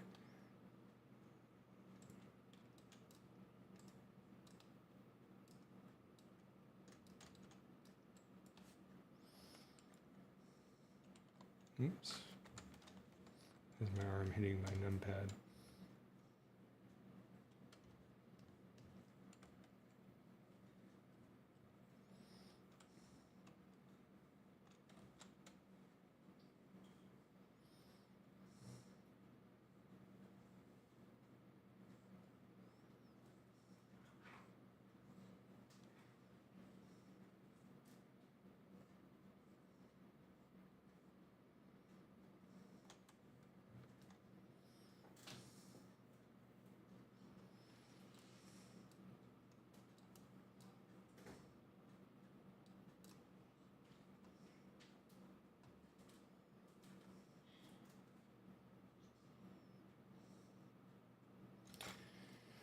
My brain stopped.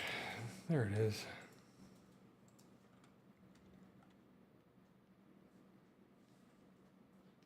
Another cruel modeling challenge would be to have some of the younger kids today model a human ear using only NURBS. That would be cruel.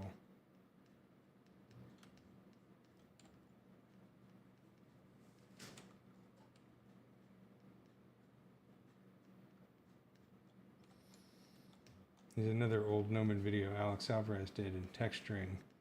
This is back when there was on VHS tape. Although I might still have the DVD of it. But he was texturing a creature modeled in NURBS. So there's a lot of weird projections, and oh my god. Following along, I mean, Alex is a great teacher, but those were difficult times to be a CG artist because the tools were so incredibly primitive. But that one nearly killed me. It was just like I could not get it to work.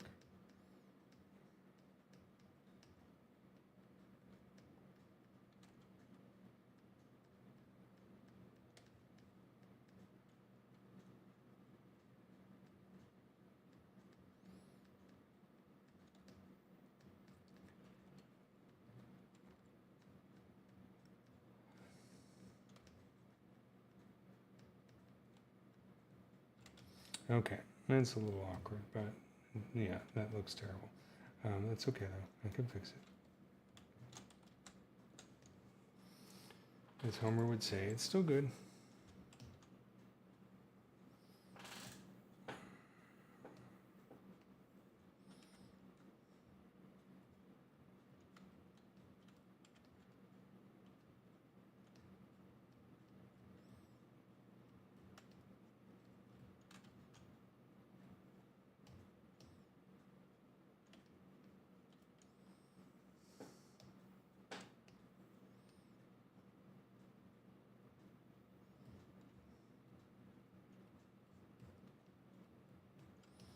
This makes me wonder if I should just use different geometry for the teeth, but I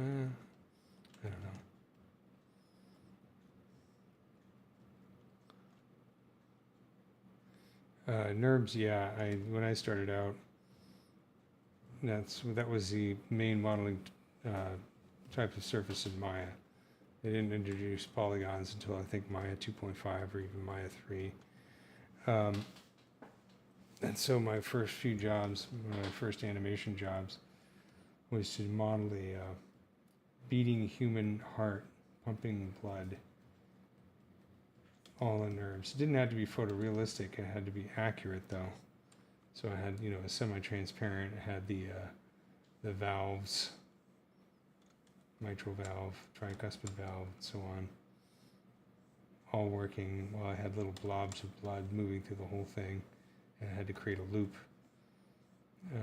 It was really an intense thing. And I was doing it on a Silicon graphics machine too. It came out okay for the time. This is like 1998 or whatever. So it was a long time ago. But it did get featured in the New York Times, which I thought was cool.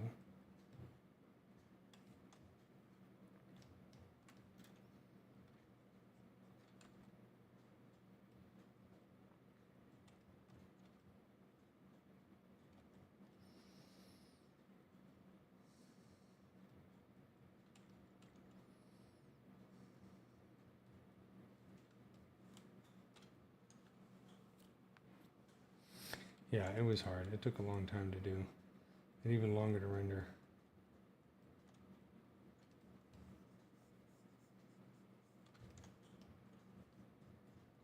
I had to animate everything with cluster nodes. It's just like totally wild.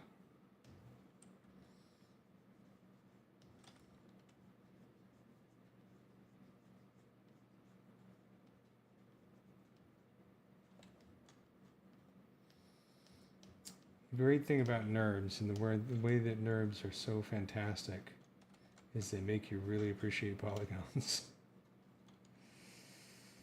Nothing makes you love a polygon more than freaking NURBS. NURBS patches. Oh my god.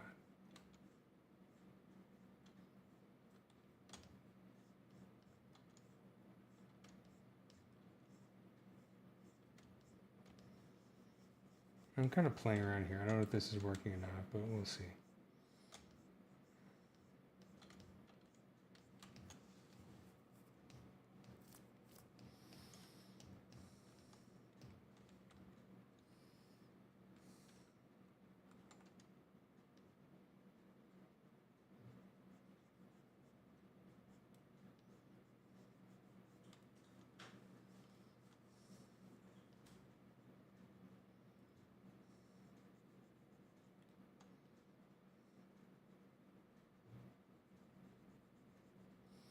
Yeah, the first job that I had, I was working at the Howard Hughes Medical Institute, which is in Bethesda, Maryland, in the United States.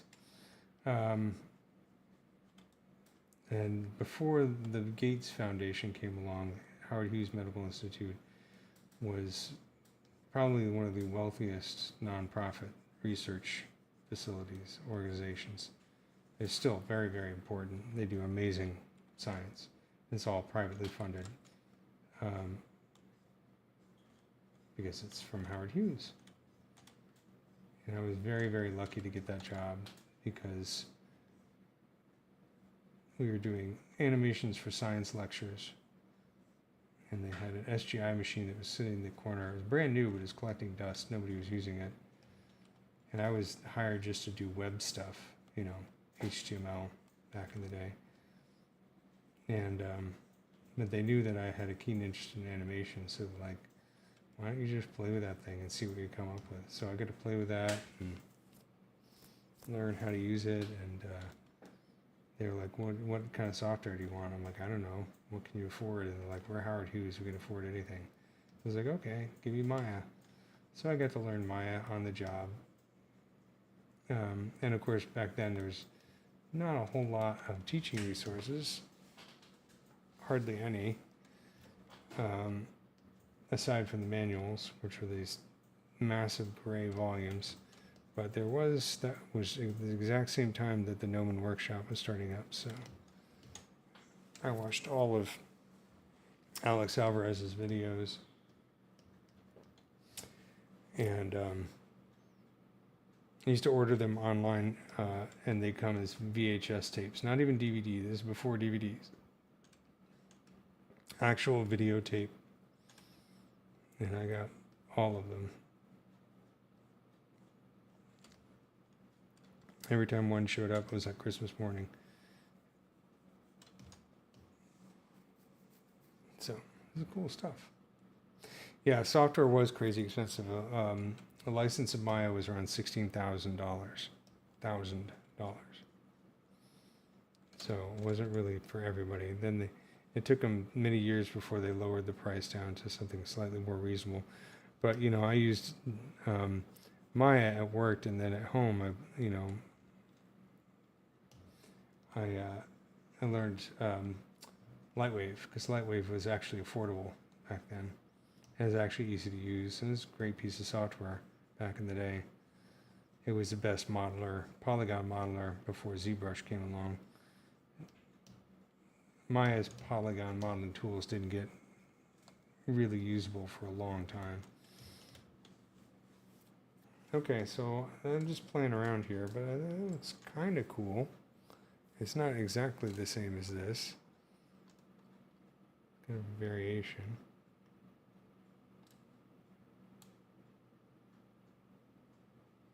I don't know.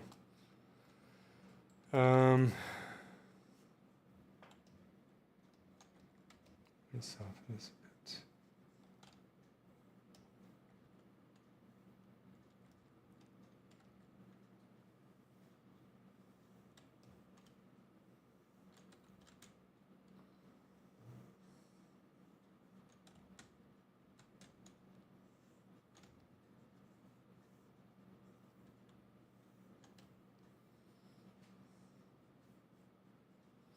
Just kind of playing around with some ideas here.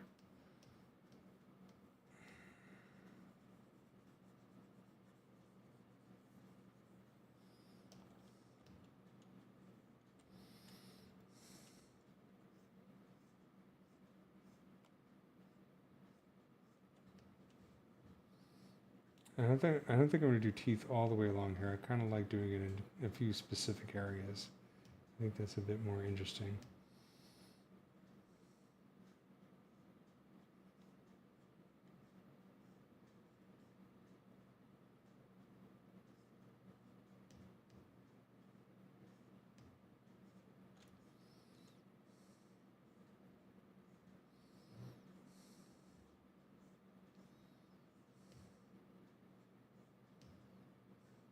What I really should do is just do sculptress mode.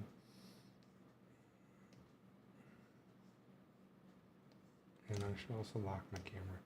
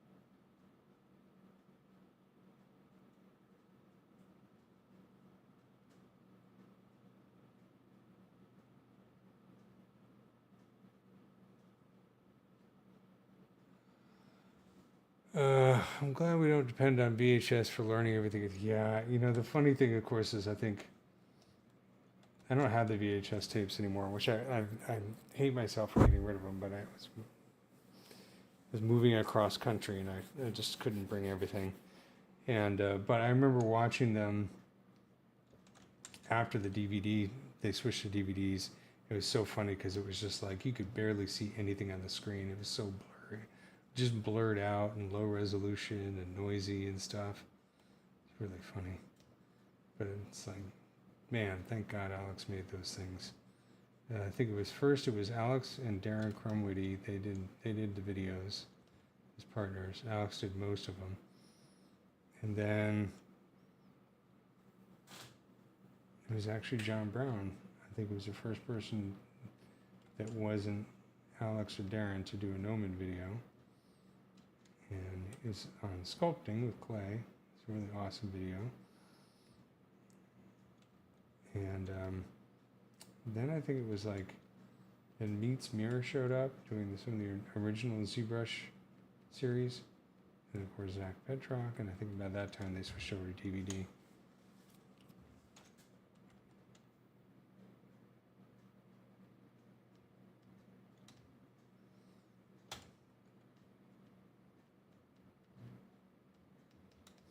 Okay, this is okay, but I don't know.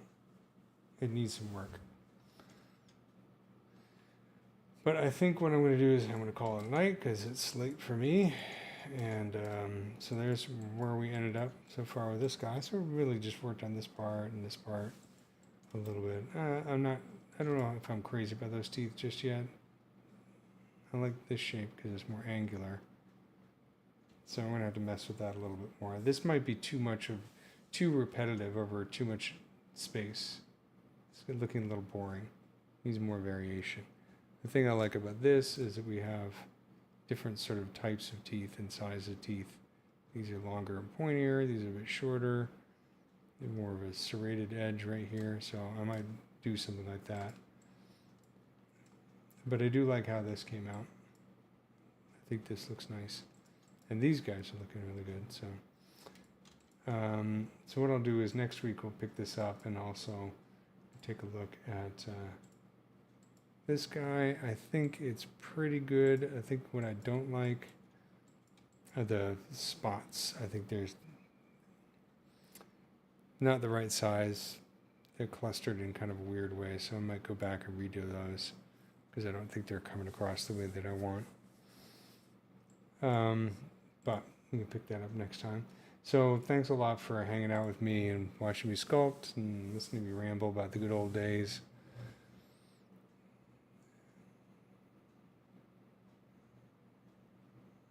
The great VHS tip. No, they sell for a lot.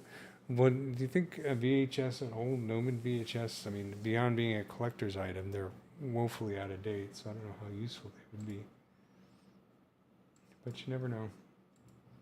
But, there's a lot of things. I mean, I had, when I was a kid, I had one of the original Alien dolls with the retracting mouth part, the glow-in-the-dark skull. I don't know what happened to that thing, but I know it's worth a lot now. I think my brother still has it. A lot of those things that we got rid of when we were younger, or as we got older, or our parents got rid of. All right, I'm rambling now. So I'll see you guys next week.